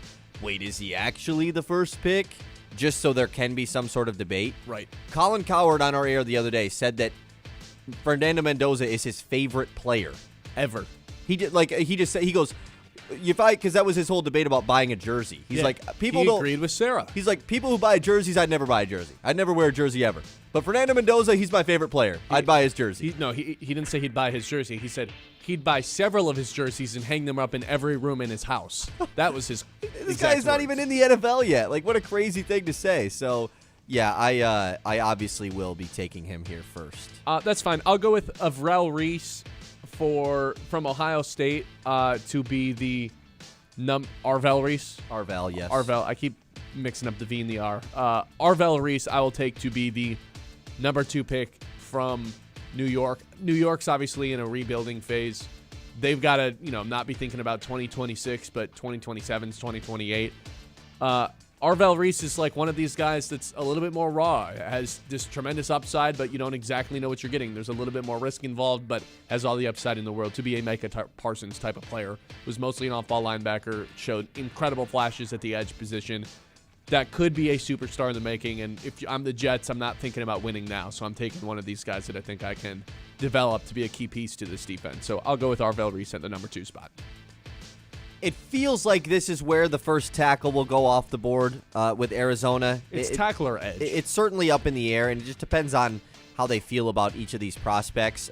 You would just assume that this is going to be between Francis Mauigoa, who is probably been elevated as the best tackle in this class from Miami. At least has separated himself from the rest of the group. And David Bailey, who was awesome at Texas Tech this year, part of that really outstanding defense that the Red Raiders had this year. So I will lean tackle here, and I will go with Mauigoa heading to Arizona, which if we're the Lions here, because I'm viewing the draft from the Lions' perspective, of course. You want Arizona to take an edge. Yes, you want the tackles to just continue to fall. Because if one doesn't go here, then maybe the one doesn't go for a minute. So that would be nice. You want them to go edge. I will go tackle, though. For the Titans at the number 4 pick, I might shock a couple people here. I'm going with Jeremiah Love. If he's truly the best player in the draft, which a lot of people have him as the number 1 player in the big board, including Todd McShay, I believe ESPN does as well, Kuiper, then he has to go earlier than expected. I know we got to a point where we said, well, we'll never see a running back go this high again. Yeah, then we saw 2 go in the top 12, and it worked out pretty well for those teams. Then we saw Genty go number 6, and Genty looks great. They just got to fix their offensive line. The thing is, Cam Ward doesn't have, he runs into a lot of sacks. He had the 3rd most sacks in the NFL last year. You could go with an offensive tackle. You could go with an edge rusher to find a great guy in the defense. I just want as much pressure off of Cam Ward as possible. Give me the best running back, the best player in the draft class then. This is so tough.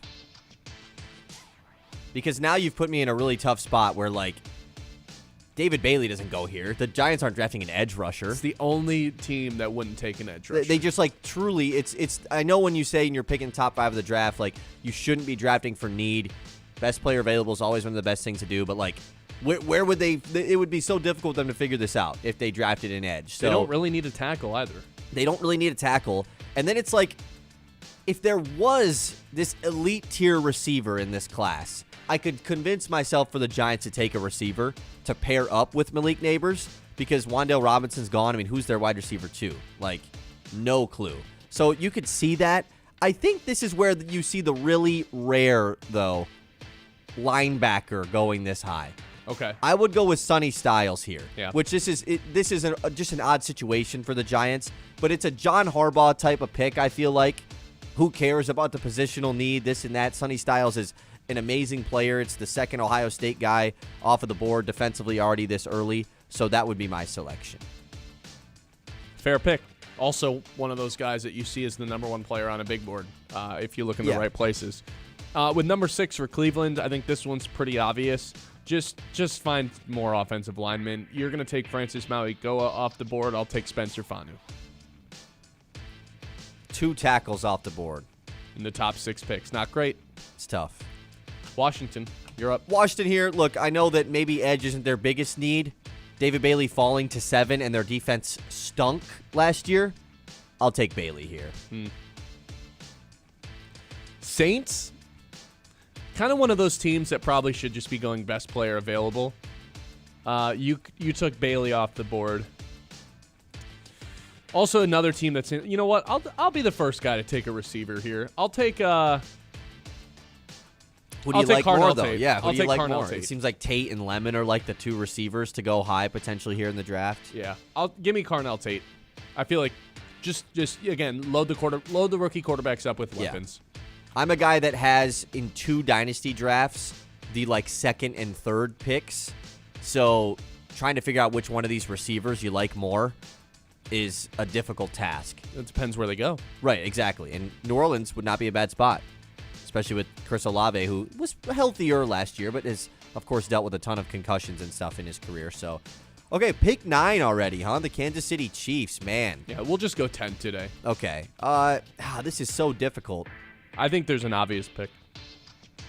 You think it's with Travis Kelce gone, they go tight end? Travis Kelce's still there. Well, yeah, but like to be the next Travis Kelce. Oh. No, I think there's the next. I'm gonna go with different player. I'm gonna go with Reuben Bain here. Okay. Add another edge rusher to this team. You're thinking corner probably with McDuffie being traded. I was thinking Mansour Delane. Yeah, I mean that makes sense. Just take the best corner in the draft Right. class. But you're going. Who'd you say you were going? I'll go with Reuben Bain. The short arms guy. Correct. Okay, and with Cincinnati, they need as much help both on defense and on the offense. I mean, their defense was such a disaster last year. But you also just need to protect Joe Burrow. I know it's tough. I think if Bain got to me, that would have been the pick there. But then there's a little bit of fall off with the edge rushers.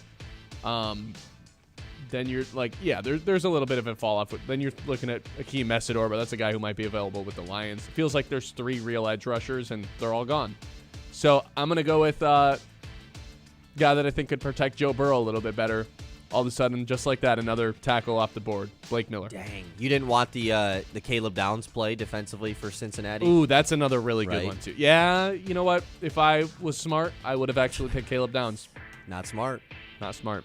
All right, there it is. That's our trip around the league, as always, presented by Aired Insurance. They understand not everyone's insurance needs are the same. They want to work personally with you to create something best suited for your needs, whether it's life, home, auto, fiscal insurance. Is all available with the Aired Insurance Group with Farm Bureau Insurance. The Ben Bosscher Show, built by Bresky Siding and Building Repair on 100.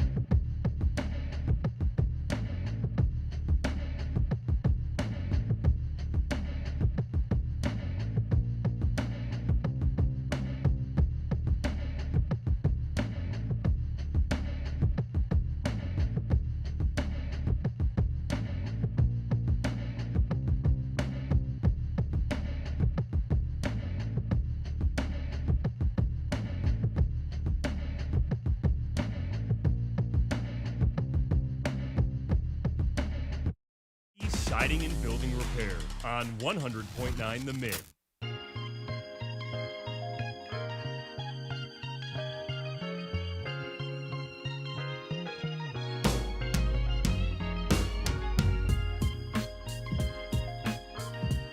What matters more for tonight's national championship game?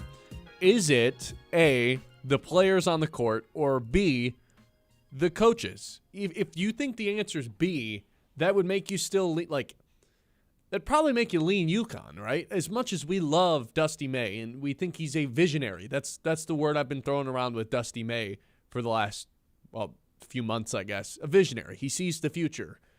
He can envision what this team's going to look like, and he's the Nick Fury, right? He assembled Avengers and saw what this could be and saw the potential in all these cats that were at different schools and weren't being maximized by their other coaches. And he's the guy that saw that and got the most out of everybody and built a team.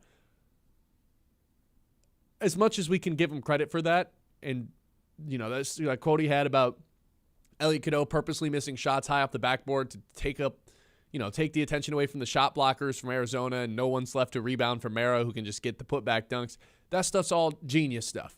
At the end of the day, the other guy that's coaching today is the best coach in college basketball. And relative to his peers, I would say the best coach in all of sports. I don't think there's a gap between the best coach and the second best coach as wide as the gap between Dan Hurley and the second best coach in college basketball across any of the pro sports or college football or college basketball. Didn't you say this about Kurt Cignetti last year? Yes, and now I'm realizing that I completely discredited Dan Hurley. I think these are number 1 and number 2, though. Probably. It's those are the number 2 guys I don't want to bet. Number 1 and 2 guys I don't want to bet against right now.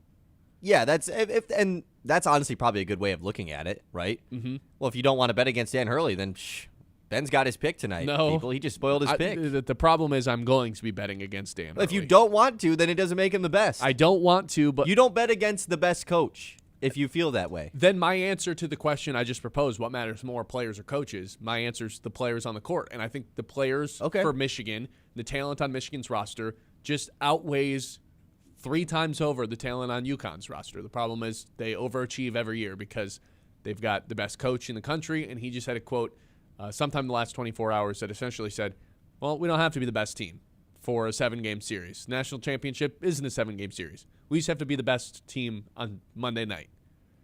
And I hear stuff like that, and I'm like, oh, my God. I think Michigan's going to win. I have every reason to think they're going to win. I want to think about things in the X's and O's standpoint. I think the players obviously should matter more. And then I hear that, and I'm like, this guy's figured it out before and it is a psychopath when it comes to, there's no way that guy's sleeping tonight. You know what I mean? Right. The issue is there is just as a psychotic guy on the other sideline. True.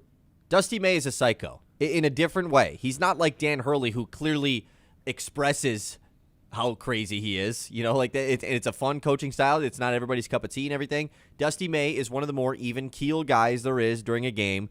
He clearly has a different type of bond with the players. He's a player's coach in the sense that feels like he's more of your friend rather than your leader. Mm-hmm. And sometimes that doesn't work. I think if you have an elite roster like Michigan has, it works. It absolutely works. And so because there's a clear level of trust that Dusty May has with his players. You look at some of these other coaches, specifically in the same contract or conference. Mick Cronin seems to hate all of his players. Tom Izzo hates them, but it's the reason why he loves them. It's tough love. Brad Underwood's the same way. So, it's different. Dusty May's coaching style is different compared to what you see in the Big Ten, and it obviously works a ton. So you have to give Dusty May a ton of credit here as far as, to your question of, is it more about the players? Is it more about the coaches? However, you said even the UConn overachieves every year. Their roster's still pretty good. It's not like they have a bad roster. Mm-hmm.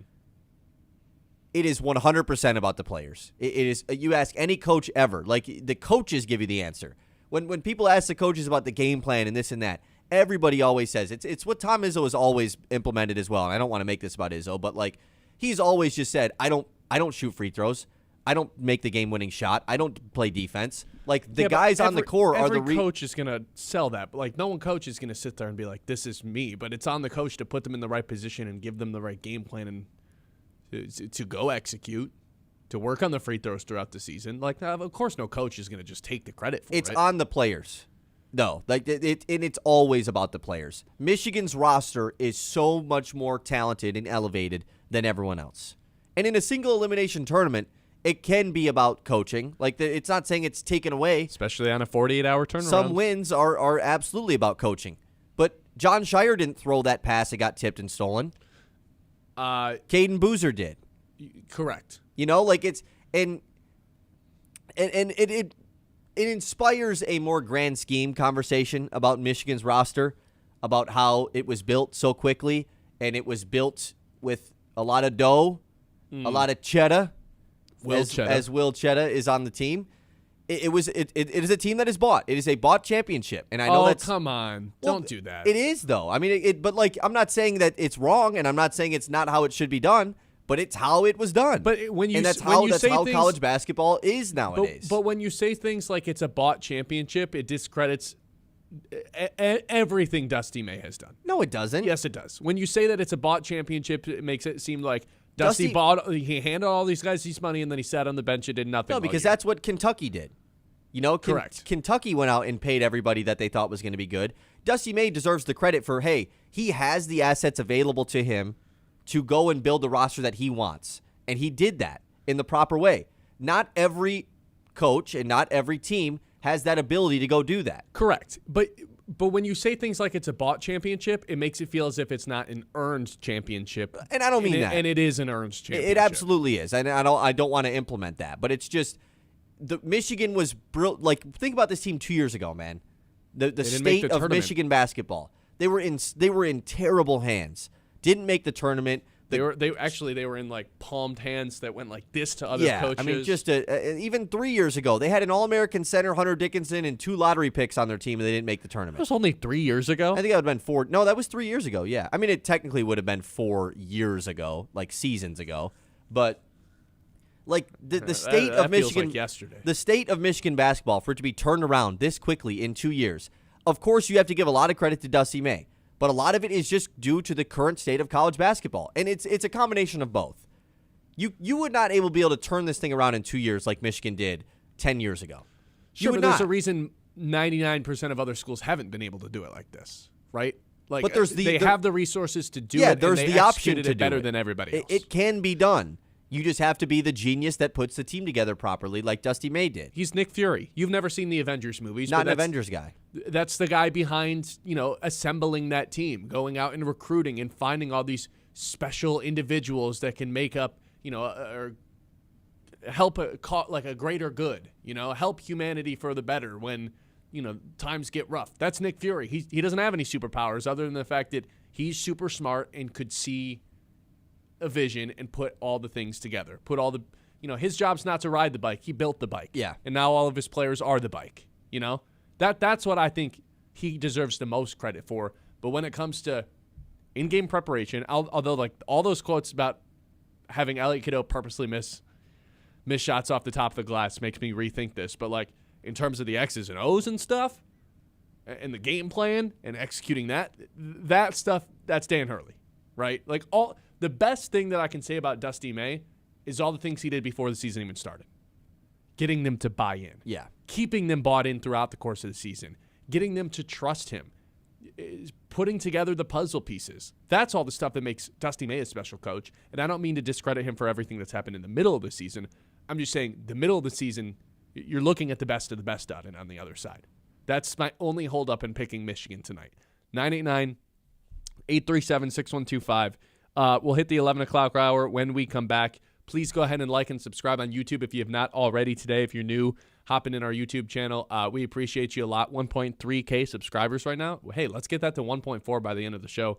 That'd be awesome to see. 989-837-6125 for all our radio listeners here in the Great Lakes Bay region. That's our message line. This is the Ben Bosscher Show, and we're live here on 100.9 The Mitt, 11 o'clock hour, up next. The Ben Bosscher Show, built by Bresky Siding and Building Repair.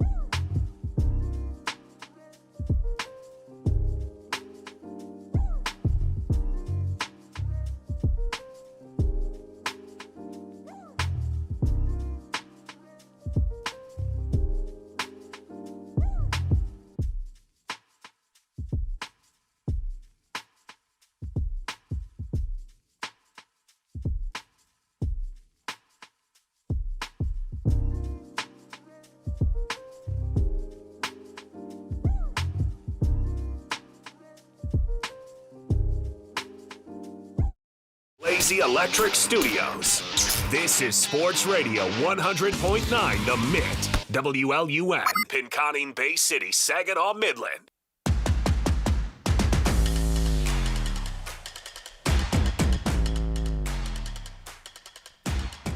Kyle and I had something that got brought to our sleeper group chat, which is basically just 10 guys arguing about sports 24/7, never stops. And we had a fight that broke out in the sleeper chat that lasted about, 3 hours it felt like, arguing about this hypothetical question. If Yaxel Lindenberg was 19 years old, would he be the first overall pick in this year's draft class? I don't think it's that far-fetched of an answer. And it's funny to say this after a game where Yaxel Lindenberg has 2 fouls in 90 seconds, has to get taken out of the game, ends up spraining his ankle. It looked like he had some sort of knee issue as well. And just like that, Ade Mara gets taken over as, oh my God, this was the reason they won the game. They didn't even need their best player. Is Ade Mara actually the best player? All those things are valid questions to ask. It also shouldn't discredit everything that Yaxel Lindenberg has done this season, where he's had incredible, one thing he doesn't get enough credit for because there's a lack of immaturity off the court. Incredible IQ basketball player when he's on the court, constantly making the right plays, selfless, good passer, good feel for the game, runs the floor in transition, maybe better than anybody in the country, shoots the ball at an incredibly high clip, low volume, but incredibly high efficiency. Great slasher, 10 out of 10 defender, protects the rim, stays on the perimeter, can't get by him. He does everything. We called him last week the most complete player in all of college basketball this season. If he was 19, would you think he'd be the first overall pick over Debanza, over Boozer, over a guy like Darren Peterson? Is his age simply the only reason that he's not being drafted number 1? So you're saying if he was 10 years younger, would he be... I'm just joking. It's just a joke. Calm down, everybody. If he was 4 years younger. Yes, correct. Look, I just want to say, this is a pretty stupid hypothetical. Yeah, but it led to a 3-hour fight, which I thought was fun. If Cade Cunningham was 19 right now, I understand, it's just he's not 19. And are you asking, if this current version of Lindenberg was 19 or if 19-year-old Lindenberg? No, if Yaxel Lindenberg lied about his age and we thought right now he was 19 years old, I think he'd be the first pick. I mean, at least the top 3. That's the reason why he's obviously not being discussed to go this high. That's what I'm asking. Is he that good of a prospect, and his age is the only reason holding him back? No. I think the answer is no. I don't think he is in the top 2. I think he goes 3rd. Behind Peterson. I think he's behind Peterson and Debanza. I think he's above Boozer, just from an NBA prospect. I'm not as high as Boozer as a NBA prospect goes. He's an extremely, elite level college basketball player. Cameron Boozer is. He was so good this season. And I think he was better than Lindenberg was. I do think that. But from an NBA perspective, I would have Yax over him. But yeah, it's the reason why Lindenberg is going to go so, not late in the draft because he's going to go in the first round. He's going to go probably in the top half of the first round. I think he's a top 12 pick. He might go in the top 10. But also you look at previous years in the NBA draft, guys his age going that early, they don't go in the top 10. It just doesn't happen. He might sneak in there, but it just is very rare. Not a lot of guys his age are available to be drafted that are this high of prospects. A lot of you know what I mean? This is only a recent trend that players this good are draft eligible at this age. And it's new. I think that there's been a resurgence of the older guy in the NBA. Guys that come in at age 22, 23 that are impactful and they are good players because everyone was always just so scared. Well, by the time he's off his rookie deal, he's going to be already peaked. Is that so bad? Yeah, Yax is going to be 27 by the time he's due for a rookie extension. Right. That's why he's not being drafted number 1. Whereas A.J. Debanza will be younger than current Yaxel Lindenberg when he's getting his rookie extension. Correct. That's weird to think about, right? That's why young guys go high in the NBA. But for a team that's not looking to, they don't need a star player, they just need a connector. Boom, Yaxel, come play for us. I think he could be in an NBA rotation tomorrow. I think he's that highly skilled in terms of his basketball IQ and just the fact that he's so well-rounded and does everything. He might be less or more immature than the 19-year-olds in this class. He definitely is. The video of his age and his maturity, those are the two things holding him back. Video of him being asked if he's media trained or whatever. Nope. He's like, nope. What about the video of him on the Instagram Live? Dude, all of those Instagram Lives. Those Instagram Lives of people out, hey, who's got the biggest Johnson on the team? And he's just like, Ronnie Gale! Ronnie Gale does! Or like that one dude that's asking him about smacking Elliot Cadeau on his butt. Like, could you smack Elliot Cadeau on the butt next game? Like, they're just in these Instagram Lives with weirdos the day before their game. What are you guys doing? Ask that one guy to give him a 360, turn around, start shaking his butt. Yax was like, yo! Like, what is happening? Like, you're a grown man, bro. Yeah, and you also have a national championship tomorrow or a Final Four game tomorrow. Some of those clips were crazy. I guess that's just how locked in they are. Like, I saw some of those clips, and people in the comments were like, at some point, this has to come back to bite them.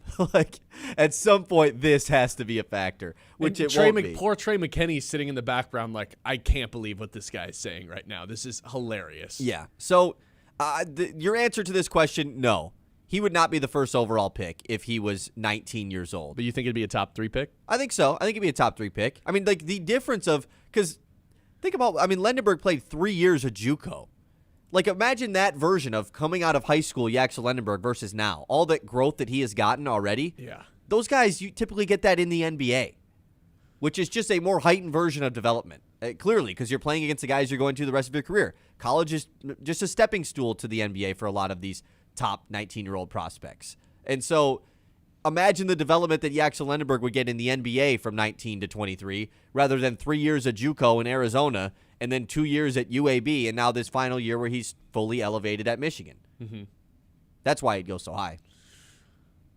There's been a little bit of a zag after that Final Four game that, hey, Ade Mera is actually the best player on this team or the most impactful. I think Yaxel's the best player. He's the most well-rounded, and he's the All-American. Like, no one's taking that away from him. But I did say after the second game this year, like, yeah, like, Ade Mera is kind of the key to them going on a long run this year. Like, he is the person that the offense is going to, like, center around. It's going to be revolved around him getting post touch and everyone else benefiting from that. The defense, obviously anchored by him. Number 1 defense in the nation almost the entire season. Led the Big Ten in blocks. First player in program history to have 100 blocks in a season. Like, it's funny that both the defense and offense are anchored by this Ade Mera character who had his career high in points, 26 of them, and just an incredible defensive performance too on Saturday night. The offense and defense can both be anchored and built around this player, yet Yaxel Lendenberg is still the best player on the team. As backwards as that is to say, it makes sense if you've seen other games this year, right? Yeah. Or is that just too much of a PC answer of giving them both credit? I mean, it's difficult because, like, you just try to envision that game Saturday, in the opposite, where Ade Mera goes out early. I do not think it's the same outcome. I still think Michigan, just the way that they had a game plan for that game, clearly they were going to win. That Arizona team had no chance. But, like, no Mara, instead Yax is in there. I don't know. I think that it's difficult to separate who's the best player and who is clearly the most impactful to winning. I think Mara, without a doubt, is the most impactful to winning, which in correlation probably should mean he's the best player, right? Mm-hmm. But I think it also shows, like, when he's not in the game, Michigan is clearly impacted at a higher standard than when Yaxel Lendenberg is out of the game. Maybe we're talking ourselves into right now that Mara's the best player. Mm-hmm. He's going to be the most outstanding player of the Final Four if they win tonight. 100%. More than likely, yeah. Lendenberg played like 15 minutes. Is there odds on this? Let me see if there's I don't think they do odds for that. And it's only about the Final Four, by the way. There is either. It's not the entire tournament in a whole. It's always just the most outstanding of the Final Four. So Mara, unless he like craps his pants tonight and Michigan wins, which no one's expecting that to happen. So it's a difficult question, and I think I'm almost leaning that Mara is better, which is odd to think about. It's just no most teams, 99% of teams, maybe 0 teams, have an answer for him. Nobody has 7'4" guys that consistently play and stay out of foul trouble and can be as dominant on both ends. And are as coordinated as he is. Yes. Like that's the number one thing with him is he does not move awkwardly. All of these big time 7'+ guys in college, they always have a flaw, whether it's they move awkwardly, they can't really hold the ball very well. Like Cinder blocks his feet. Unless the ball is up here. Like Zach Edey, it took him so long to develop that style of his game where he could move, but he had the basketball. If he doesn't make a decision in 2 seconds, like it's GG's. Where Mara, it's like he doesn't have any of that. He gets up and down the floor, honestly, really well. And he does the thing where he just like palms it out and like kind of gets down low. Comfortable and gets with the into his basketball. stance. Like is not awkward, is not uncoordinated. He can pass. He can dribble a little bit. Like he really doesn't have any of that big guy weirdness to him. He's not as strong as Edey was, but it's funny. No. But he's nimble on his feet and also has great hand-eye coordination.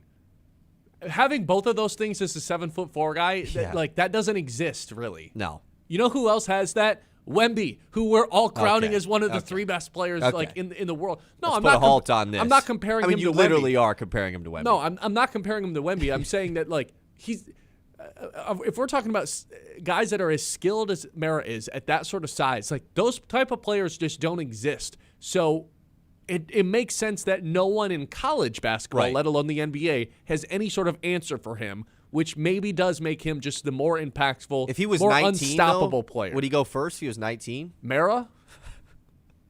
This is going to be Probably not. This is going to be my new favorite bit, by the way. If he was 19. Just saying this, if he was 19, would he go first? I will say, though, if Michigan wins tonight, I just want to throw this out there.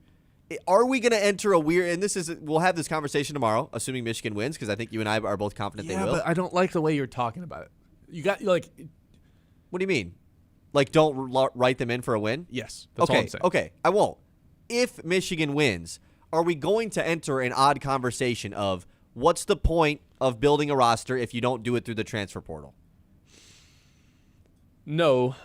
Our last 2 champions would have been built that way. In like what we have now found, it's 2 1 seeds that were 2 dominant teams all season long that were built via the transfer portal. Is it going to get to a point where like if you don't do it that way, then what are you doing? And also 2 of the top spending teams in the transfer portal. It's not like we don't have the exact numbers on any of that stuff, do we? We all know Michigan was one of the top spending. I mean, they rebuilt their entire roster, and we know the Lenderberg number.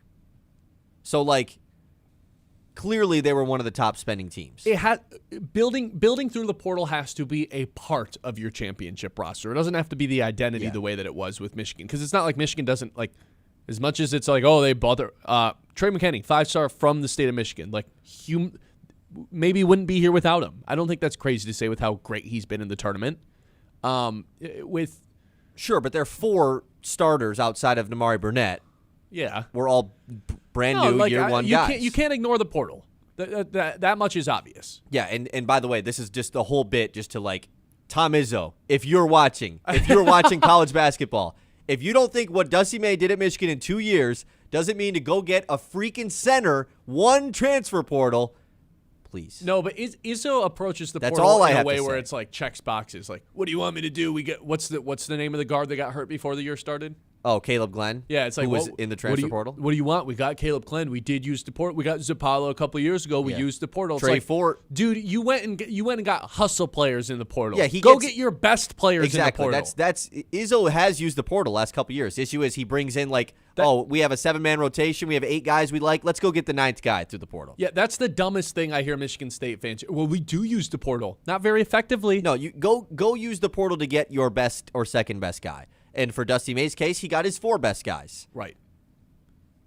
Yeah. 989-837-6125. Who's the secret sauce X factor tonight for the Wolverines? One reason you're hell-bent on not necessarily guaranteeing a Michigan win, because as much as I feel confident in them, I don't want to guarantee it and then feel stupid tomorrow. But like, so I'm not guaranteeing one. I'm just not going to do it. Are we finished talking about Michigan, by the way, or are we coming back with more? Because I do have one more grand scheme question to ask you about them. Let's do that when we come back. Okay. It's the Ben Bosscher Show here on 100.9, the mid between the national championship game. I'll tell you what, I personally am heading to the Greater Midland Community Center, your hub for health, wellness, and fun right here in the heart of Midland. From fitness classes, open gym, to swimming, youth sports, family activities, there's something for everybody. I'm feeling a national championship leg day. How's that sound? Oh, nice really? little leg day for national I'm thinking the championship. opposite. I have arm day locked and loaded, ready to go. Chest day. Arm day? Just arm day. Arms and shoulders? Arms and shoulders. There you go. But it's just, who cares about shoulders, you know? See, I told myself that for a long time. No, like I'm doing them, but I just like, it sounds cooler to just say arm day rather than arms and shoulders. It's SARMs. I am shoulders doing. And arms. I am. Oh, Sharms. SARMs. Sharms. That works too. I kind of like Sharms. Sharms. Yeah, it's Sharms Day for Kyle at the Greater Midland Community Center. I'm doing leg day. And just like that, he'll be like, all right, I'm ready to lock in for the national championship tonight. Maybe hit the sauna for a few minutes. Who knows? Maybe I'll get onto the court and get some shots up before the natty. Ooh, that's a good idea. That might be a good idea. I'll practice some of the moves I'm seeing Elliot Cadeau day do. Mara full court passes, just like to get those ready. All available at the many courts at the Greater Midland Community Center, your hub for health, wellness, and fun right here in Midland. Learn more. Sign up today at greatermidland.org. The Ben Bosscher Show, built by Bresky.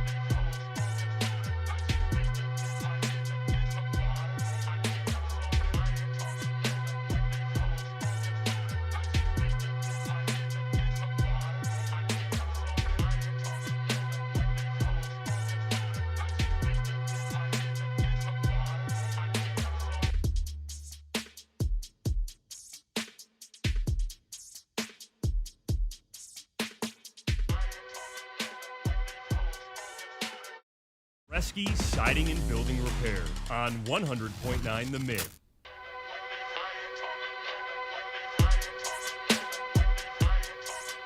All right, Kyle, what's this question that you have to me before we get to our news and our three traditions to close out every show? Right. Well, obviously we have to make our predictions too at some point for this game. We'll do that later. I feel like we've been alluding to it for 2.5 hours, but yeah, we'll make the official ones. I mean, we could do it here if you want as well. All I want to ask you is that if you're an OG listener of this Ben Bosscher show, maybe even before when it was the payoff. Oh no. Ben has this whole bit just let me cook here. Sure. Ben has this whole bit where he is not a Michigan fan. He grew up a Michigan fan, rooted for Michigan, but decided to no longer be a Michigan fan once he got in this space of doing radio. And when I graduated from CMU. Sure, and when he graduated from CMU, worth noting, biggest Chippewa fan. And so now that he is, the host of this radio show, it's easier to take a modern approach of I don't want to root for either team, so you have the ability to talk about it without a biased lens. That's fair. He also says his favorite game he's ever watched was Michigan beating Alabama in the Rose Bowl, which happened, checks notes, like 3 years ago. Not that long ago. Favorite game I ever watched, Lions wild card round against the Rams. Really? I thought you said the Michigan one was better. Best game I've ever watched, Michigan versus Alabama. Okay. It was a better football game. Right. Celebrated the Michigan football national championship, right? Is that correct? Correct. Bought the Michigan gear after they won. My question to you and my question to the people, is Ben Bosscher allowed to celebrate the Michigan national championship tonight? And my simple answer would be, I'm answering my own question here, he is allowed to celebrate if he takes off the non-Michigan fan mask, if it's removed, because it's clearly there. He clearly is a Michigan fan, and it's just jaded by the lens of, no, I'm not. I'm a neutral fan. I don't really care. I root for both teams. I think what you actually truly are is you don't hate Michigan State. You don't despise those other teams, but you still do like Michigan. You prefer Michigan. I think that's fair. You rock the Michigan hoodie all the time. I don't see the MSU hoodie. I rock the Michigan hoodie because I have the Michigan hoodie. If someone is kind enough to, Carlos has been telling me. How did you have the Michigan? I was a Michigan fan. Carlos has been telling me for 3 years he's going to give me a Michigan State sweatshirt to wear, and if he got me one, you know what? I would wear it. And I agree. I think you would wear it because I don't think you have a hatred towards Michigan State. Whereas if I was given a Michigan hoodie, it would end up in the garbage can. Yes. I'd be nice. I'd give it to one of my Michigan friends. I would at least do that. So kind of you. So all I'm saying is, are you going to celebrate a Michigan national championship victory tonight? And if so, what's my reaction supposed to be to that? You know what? I'm looking at the comments right now on YouTube. Pizza Man says Ben's Michigan slap. LeDuc says Ben's allowed to celebrate, but he has to be honest about it. And Gary says he's neutral. I wouldn't even mention MSU if I was in that chair behind the mic. Wow, so we got 3 different perspectives. So basically saying like he has no reason to actually talk about Michigan State, but he does it because he likes Michigan State. Or because he's the host of a radio show in the state that Michigan State plays in. Sure, but you and I both know that Michigan plays better in this. When we're doing segments, we're going to get more interaction, both on short form content, social media. Is it not just because Michigan is the bigger brand and better teams? That's what I'm saying. I'm saying we get better interaction. Oh, that Jonathan Smith reel though. We have way more reason to talk about Michigan than Michigan State, and I think I do a good job throughout basketball season, not as much football season because the Spartans are terrible at football. There's literally nothing you can say about them. As we're an affiliate of their football team. It doesn't change the fact that they're a horrendous program right now. I try to do a good job of, hey, if we're going to talk Michigan, we got to talk a little Michigan State too with basketball because I think that they're okay. To go to what Kevin says, he has to celebrate. He's allowed to be honest. That's exactly that's what I'm saying. I think you should celebrate. You want me to be honest right now? But that means the mask is gone. You want me to be honest right now? Do you want them to lose? No, I don't want them to lose. Okay. If I'm going to be completely honest with you about all of it. I hope you are. I think I truly, throughout the season, regular season, Michigan or Michigan State, it is like a true, whatever. I like them both. I'm rooting for them both because my job gets easier when they are both good. Yeah, I think it's fair that you root for both of them. When they play head-to-head, I had no dog in the race. Other than me wanting to be right, which I was right about only the second time. I picked Michigan State to win the first game. Right. Last year, picked Michigan both games. Correct. Tonight, I will be rooting for Michigan as a Michigan fan. Because why would I not? I'm hosting a radio show in which we get to talk about that. What sounds more fun to me? Being super sad that they won? I didn't say you can't root for Michigan. I'm saying, are you allowed to celebrate them winning? Because that's something a fan would do. Is Brad going to celebrate Michigan winning? No, he doesn't care. Is he probably rooting for them, though? Sure, yeah. I also just think he is John. Care less. Is John going to celebrate a Michigan win? No. Is he rooting for them? I'm sure he is because he doesn't like UConn. No, that doesn't make him. That's true. He's going to think we're insufferable. I'm insufferable about Michigan. That doesn't make him. That doesn't mean he's celebrating the win. Are you going to celebrate a Michigan victory. I think you are. That's kind of what I'm getting towards here. I think I am. I also would celebrate a Michigan State victory. But I think tonight... That's a good point. I would celebrate a Michigan State victory just as much because I've never seen that. I've seen a Michigan national championship in a different sport. And I would be... I think more than anything, I'd be happy for you. And like my Michigan State like friends that went to MSU there. The alumni I know that went there. You would be happy for them if Michigan wins? No, if Michigan State won. I thought you meant tonight if Michigan wins. I would be really happy for my friends that went to Michigan State and have never seen anything like that. I'd be happy for you. And I'd be happy that we got to talk about that the next day. Tonight... Well, I'm a Central Michigan fan. Let's get that out of the way first. Tonight, I think I'm throwing on the old Michigan jersey that I got as a birthday gift for the first time in a long time. Does that answer your question? That was the answer I was looking for. Yeah. Because I just think... Why would I not? There's no incentive for me to root for anything else. Yeah, once again, I'm not saying you're not rooting for them. I think most people are rooting for them. It's just about what happens when they win. Is it being celebrated like we won the national championship, you know? I don't think I'll say we, but I think I will be happy for everyone in this listenership. And you and I can celebrate it tomorrow. And it will be like, if they win, it's going to be a celebration show. Oh, can John fill in You know what the better question is? You know what the better question is? Are you rooting against them tonight? That's the tough part. So I'll be straight up. I was rooting against them Saturday, strictly for the fact that I had a really nice steak dinner on the line. And that's the only reason why I was, by the way. And 2 minutes into the game, I realized, why would I root against them? They're going to win. Like this would be pointless for me to root against this team. They're going to win. Tonight, no, I'm not rooting against them. I'm certainly not rooting for them. I'm just watching the game as a basketball fan. That's kind of where I'm at tonight. I'm not rooting for anybody. Okay. I mean, that's how I am. Like he's being honest, folks. That's what I'm doing. I'm not rooting for Michigan. I despise them, dude. Like I don't hide that. I can't stand Michigan. But they're really good, and I can also recognize that this team is awesome and they're probably going to win because they are a tremendous team. So tomorrow, are you going to put in like celebratory music into the log so we can kind of have a party? If you would like me to do that, I would. I think it'd be fun. I think our listeners would like it. I think our listeners would like it. I will not personally go out of my way to do that, but if someone would like me to do that, then sure, I will do it. How about this? I'm telling you right now, I think that'd be awesome. Okay. I think you should do that. That's sure. I will not put the Michigan fight song on. I think that'd be a little bit too far, but I will put some celebratory music in, yes.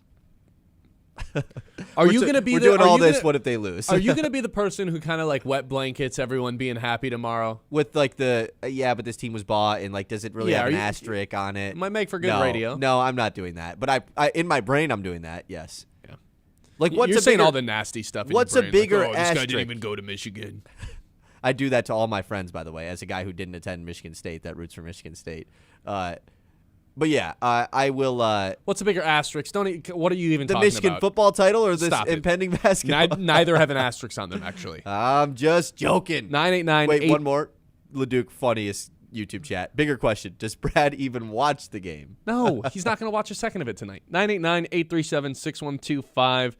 If you're looking to move, meet Matt Smith, Modern Real Estate, redefining real estate with a fresh, modern approach. Whether you're buying, selling, or investing, Matt Smith delivers personalized service tailored to you. Cutting-edge marketing, local expertise, and a commitment to making sure your real estate experience is as smooth and successful as possible. Trust the team that combines innovation with real-world know-how. That is Matt Smith, Modern Realty.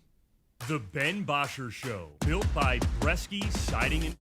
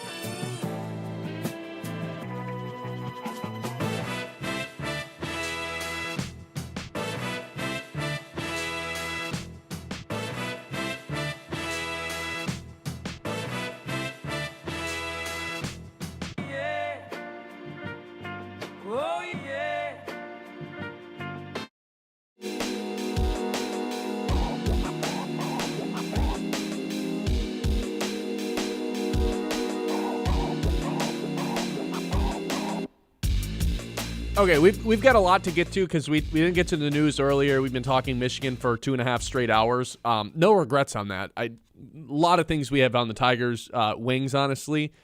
Still, thoughts in the back of my mind that we'll get to later this week. But here's Kyle with the news. The Mitts Morning Catch. Okay, it's time for the news. Breaking news first. It was Ben's birthday, everybody, yesterday. Okay. Just a shout out to Ben because it was his birthday. Thank you. I felt like you were owed that, so. I appreciate that. Yeah, no, happy belated birthday. Maybe my Danish Jenkins year. It is your Danish Jenkins year. Maybe your favorite team can get you a win tonight for your birthday. Okay, let's take a look at the community calendar presented by Bresky Siding and Building Repair. Hey, some fun stuff going on right now in the Midland area. Registration for Summer Beach Volleyball Leagues at the Stratford Woods Park open up today. So if you want to get a team together, they got 2v2, 4v4, 6v6. Have you ever been a beach volleyball guy? It's super fun to play, but it's super humbling as well. So my grandpa had a volleyball court in his backyard, and he used to run a league. It wasn't like a league. It was more like, hey, everybody comes over on Thursday every day in the summer. But it was on grass. Like I tell this to people, and they're like, what?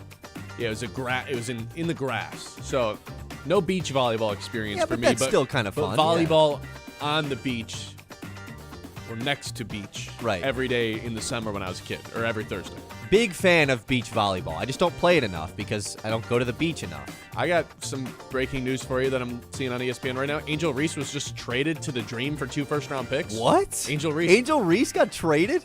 Yeah, apparently. That's like a big deal, right? To the Atlanta Dream. I mean, 2 first-round picks. That's probably one of the biggest trades in WNBA history. And she's like one of the faces of the league, like from a popularity standpoint, like no doubt about it. Wow. To the Dream, Atlanta Dream? Atlanta Dream. Wow. Closer to Wendell Carter in Orlando. It works out for everybody. Let's also take a look at the Covenant Healthcare injury report for tonight. Michigan, no injury report for them. Yaxel Lendenberg, man, he is healthy and ready to go. Same thing for UConn. Solo Ball is going to be good and in action. But I do want to use this as a way to segue into the Tigers here on this injury report. Justin Verlander over the weekend gets thrown on the 15-day injured list, and more importantly, doesn't start the Easter Sunday Peacock game, which was pretty unfortunate because the Tigers could have used him. Wasn't a bad outing from Kiter Montero, but nonetheless, no JV on Easter, and the Tigers lose. Don't get the sweep over St. Louis. Yeah, so my grandma, I was on the phone with her last night. She's a huge Tigers person. And she texted me and said, why'd they pay Verlander all that money if he was just going to get hurt? He's old. He's too old to be pitching for the Tigers. That looks like a bad contract now. And I was like, you know what? You're not wrong. She's like, what's even wrong with him? I was like, his hip. She goes, that's how you know he's getting old. Something's wrong with his hip. What do you do? Bend over wrong? I don't know. Maybe. She was making good points. I like this. I mean, they had Justin Verlander catching Brandon Inge's pitch. I know, and then they didn't announce it with until a hip injury. Well, they didn't announce until the next day. Maybe it was when did it happen then? Yeah, from my grandma, directly from her mouth. He is too old to be on the Tigers. We might need to start getting a Ben's grandma's take segment. That's what I'm saying. Because it's like a good take as far as like, yeah, that is a good point. Like, just don't overthink it. He's super old. Why would you pay him? Just because he's Justin Verlander? I think she was the first person to zag on the Verlander. She did zag on Verlander. That's a good point. Ben's grandma's takes replacing Sarah's take of the week. I like that. Okay. Noah's thrilled.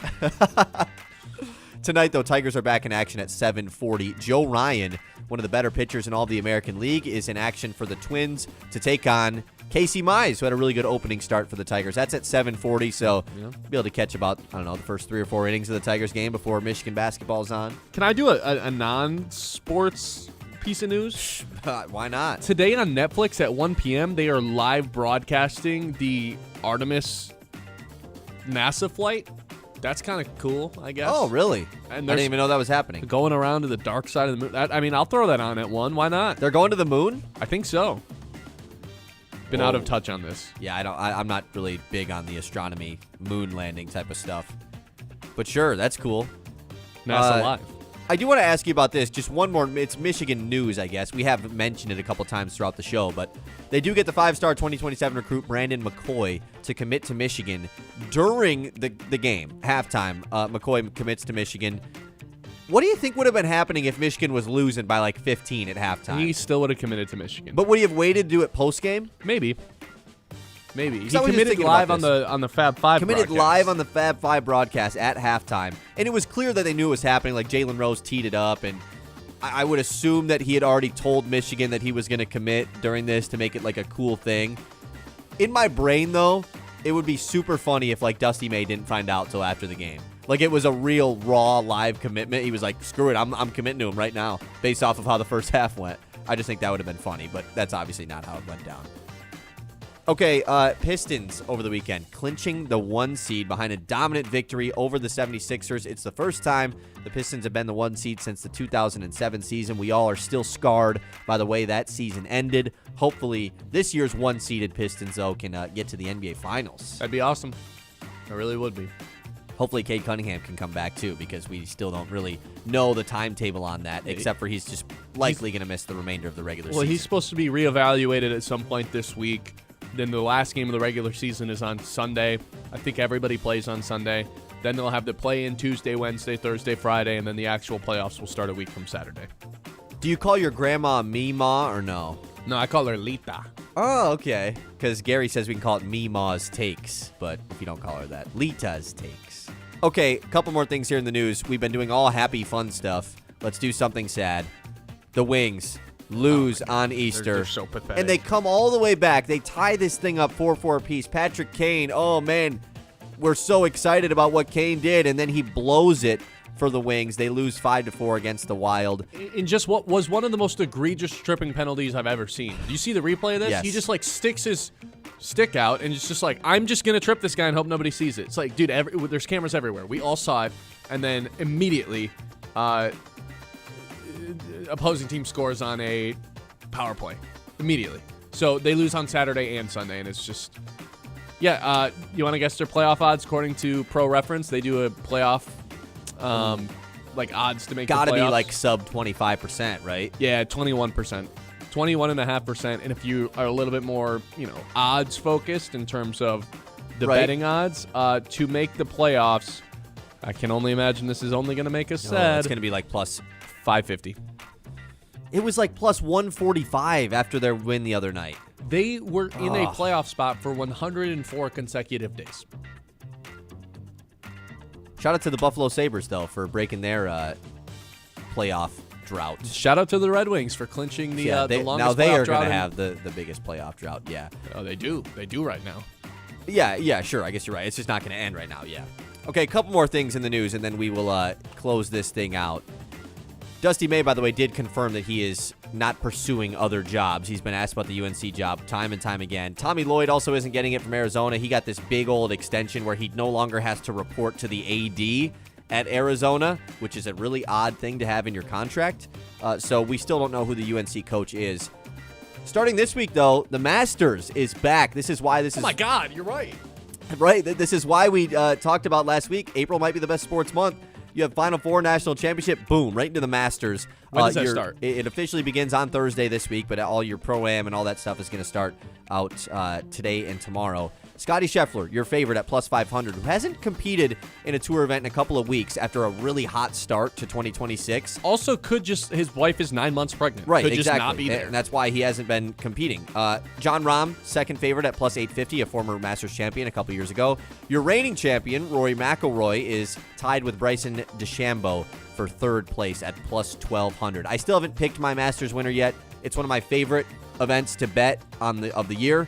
So I'm very excited for that. I will give a huge shout out to Rory, though, because last year Rory winning the Masters is what got me into golf. Like, that is what solidified it. Was an incredible story as a golf fan, because he was going up against, it was Justin Rose, right? Yep. That was the last two went into and Rory a playoff. had choked so time and time again, and he almost did again, but then won. Yeah, it was unreal. Yeah, I was forever a golf fan from that point forward because of that.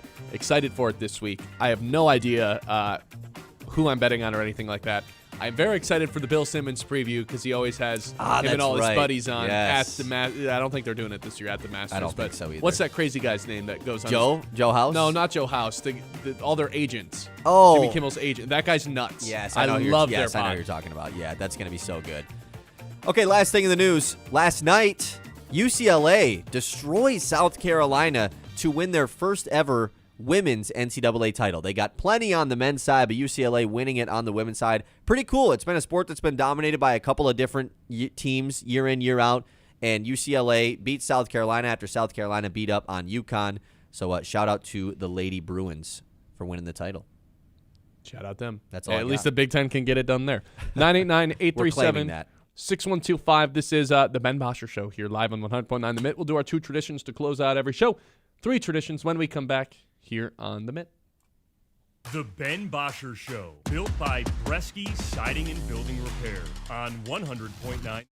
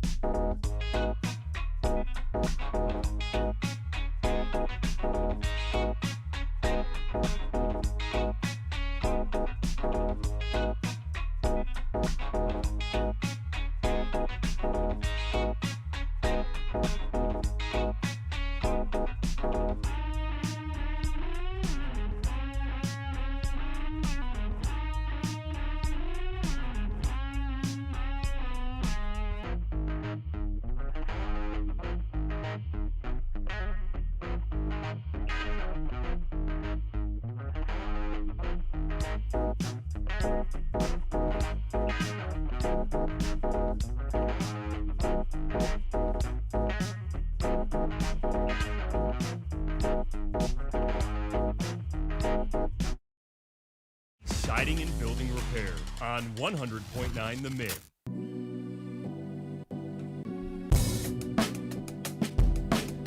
Okay, let's rock and roll into our 3 traditions to close out every show. The first of those traditions is our Lock of the Day. Lock of the Day. You better lock it up. No, you lock it up. Lock it up. Lock it up. Lock it up. Lock of the Day. Kyle to be cursing and yelling at his TV. No, come on, UConn, please. Please, UConn. I'm just kidding. No, the real lock of the day is Ben's favorite player. Explain. I mean, you explain. It's your lock of the day. Oh, no one likes Yaxel Lendenberg more than you. Like, you are his biggest fan. I don't think Will Cheddar agrees. That's true. You actually made the one anti-Yaxel Lendenberg thing that Ben ever did was viewed by a Michigan player, which is hilarious. Yeah, lock of the day today. I was messing. I mean, the UConn being 11, or I guess Dan Hurley being 11-0 in against the spread against Sweet 16, Elite 8, Final 4 national championship games. That's insane. Yeah, it's pretty crazy. So I didn't want to touch that, the 7.5. I'm just taking Yaxel to score 15. He's not on the injury report. I think he's a little banged up. But if UConn's going to put all their intention into stopping Mara, I think that's kind of what they have to do. Then I think Yaxel's going to get a good amount of looks. Right now he's plus 160 to score 15. That's about as good as value as you're possibly going to get. And I really do think that Dan Hurley, if he's going to try to take one person out of the game, it's more so going to be it's going to be Mara more than it is Yax. And I don't like, it's not like the UConn team from a couple of years ago where it's just like, oh, it's impossible to get a good look off on them. Michigan's also made it a point like this whole season that it doesn't really matter how good your defense is. We're going to be able to score. So I've got Yaxel Lendenberg to score 15 points, plus 162. You're just not going to see value as good as that. Good value. Obviously, I would assume the injury is playing into this line a little bit. He typically, of course. This would be probably even odds. His over/under would probably be around like 15.5, I would figure. I would guess it'd be minus odds, man. Like the way he's scoring in the tournament. Like his line would be probably around here somewhere. So it's definitely due to the injury here. Maybe they know something that we don't. I never like, betting on guys that it seems like Vegas knows more than you with an injury situation, but who knows? Do I want to tail or fade this? I can't decide. Sure, I'll tail this. I will. This seems like a good play. Even in the game when he went out on Saturday, he still had 11 points. So, because he comes back in and just doesn't. Yeah. He's wide open for all his threes. And I would assume UConn's going to be pretty dialed in to take away Mara offensively. It's whether or not it works or not is going to be difficult. But correct. I am surprised you didn't just go with the Michigan spread today. 11-0 in Sweet 16 and beyond games for Hurley. That's nuts. I think, though, it isn't enough. The 7.5 is not enough. Based off of what just happened against Arizona, from the books perspective, you're going to let Michigan burn you again. Remember the Michigan tax we were paying on the spreads all season long? Yes. When they would be 22-point favorites on the road in the conference? I mean, what do you want? It's the biggest favorites you said in 20 years, right? Yes. Well, since 2009, so a little bit short of 20 years. Since MSU. Yeah, since MSU was 7.5-point dogs against UNC. Do you know what spread makes no sense? Why are the Pistons only favored by 2.5? Who the heck's not playing for them tonight against Orlando? That's a good point. Is Duran and Tobias, is everybody, they clinched the 1 seed, they're like, we're good? Yeah, maybe they're saying we're good, yeah. I would like to get Cade one more game. It'd be awesome. Hey, Duran, Tobias, Duncan, you guys are playing, but you're playing 20 minutes. You're not going to be. We already clinched the 1 seed. You're not getting hurt. It's going to hurt their numbers. It's going to hurt Duran's numbers. Just don't play them. You are right about that. I would like to get Cade one more game. Actually. Cade, go literally run around for 20 minutes. Just go get a good feel for the game. I'm totally with you on that. A quick update on Lock of the Day, by the way. Another 1-4 week last week. That's 3 weeks in a row of going 1-4. You are now 6-7 through the first 13 weeks. Come on, Yaks. Yeah, big time. You're 5.5 units down in 2026. 1.5 units down to open up April. Come on, Yaks. All right, that's our Lock of the Day. Lock of the Day. You better lock it up. No, you lock it up. Lock it up. Lock it up. Lock it up. All right, next tradition. What is our must-see TV? Game of the Day. The Pistons. No, I'm just kidding. A national championship. Wemby, I don't know. Yeah, national championship game. Michigan versus UConn. Goes without saying. That's our must-see TV game of the day. Game of the Day. I got 2 words for you. Steve Nash and Chris Paul. Must-see TV. I got 2 words for you. Yaxel Underberg, Dusty May, National Championship, Dan Hurley, UConn, 3 championships in 4 years, Dynasty, must-see TV. It's 2 words. Last thing we got to guess what Colin's going to open with. A lot of choices coming off a crazy weekend. A lot of NBA stuff. There is a lot to choose here. Also a national championship being played tonight. Colin will dip into the national championship once in a while. And I think maybe a tomorrow thing. I think the national championship take is a tomorrow thing. Yes. The score is 48-48. I've tied it up, folks. I've tied it up. Yes. Don't clap too hard. It's tied. So, yeah. I'm checking to see whose turn it is to go first. It's your turn to go first today. I know I have my pick already locked in, so I hope you're not going to take it. Well, there's a lot of options. But I think I've got to go with the Lakers. Ah, that was my pick, man. Luka and Reeves go out over the weekend. LeBron and Cooper Flagg last night. Like, that was a crazy game. Cooper Flagg had 45. Yeah, the Lakers are cooked. LeBron can't carry the Lakers. He can put up stats like he did yesterday and do remarkable individual features for a 21-year-old. But this is not going to be enough if Luka Doncic doesn't come back. But flying to Germany, by the way, getting his hamstring checked out, the magic shot or whatever they do over in Europe. Okay, I got 15 seconds to pick. I would pick Angel Reese, but I'll just go with the national championship game tonight. I think you are right, though. All right, there we go. Thanks for listening, everybody. That was the Ben Bosscher Show. You know what? Kyle, give it to him. Go Blue, baby. Go Blue tonight. Hope everyone has a good time watching the game. We'll recap it tomorrow. The Ben Bosscher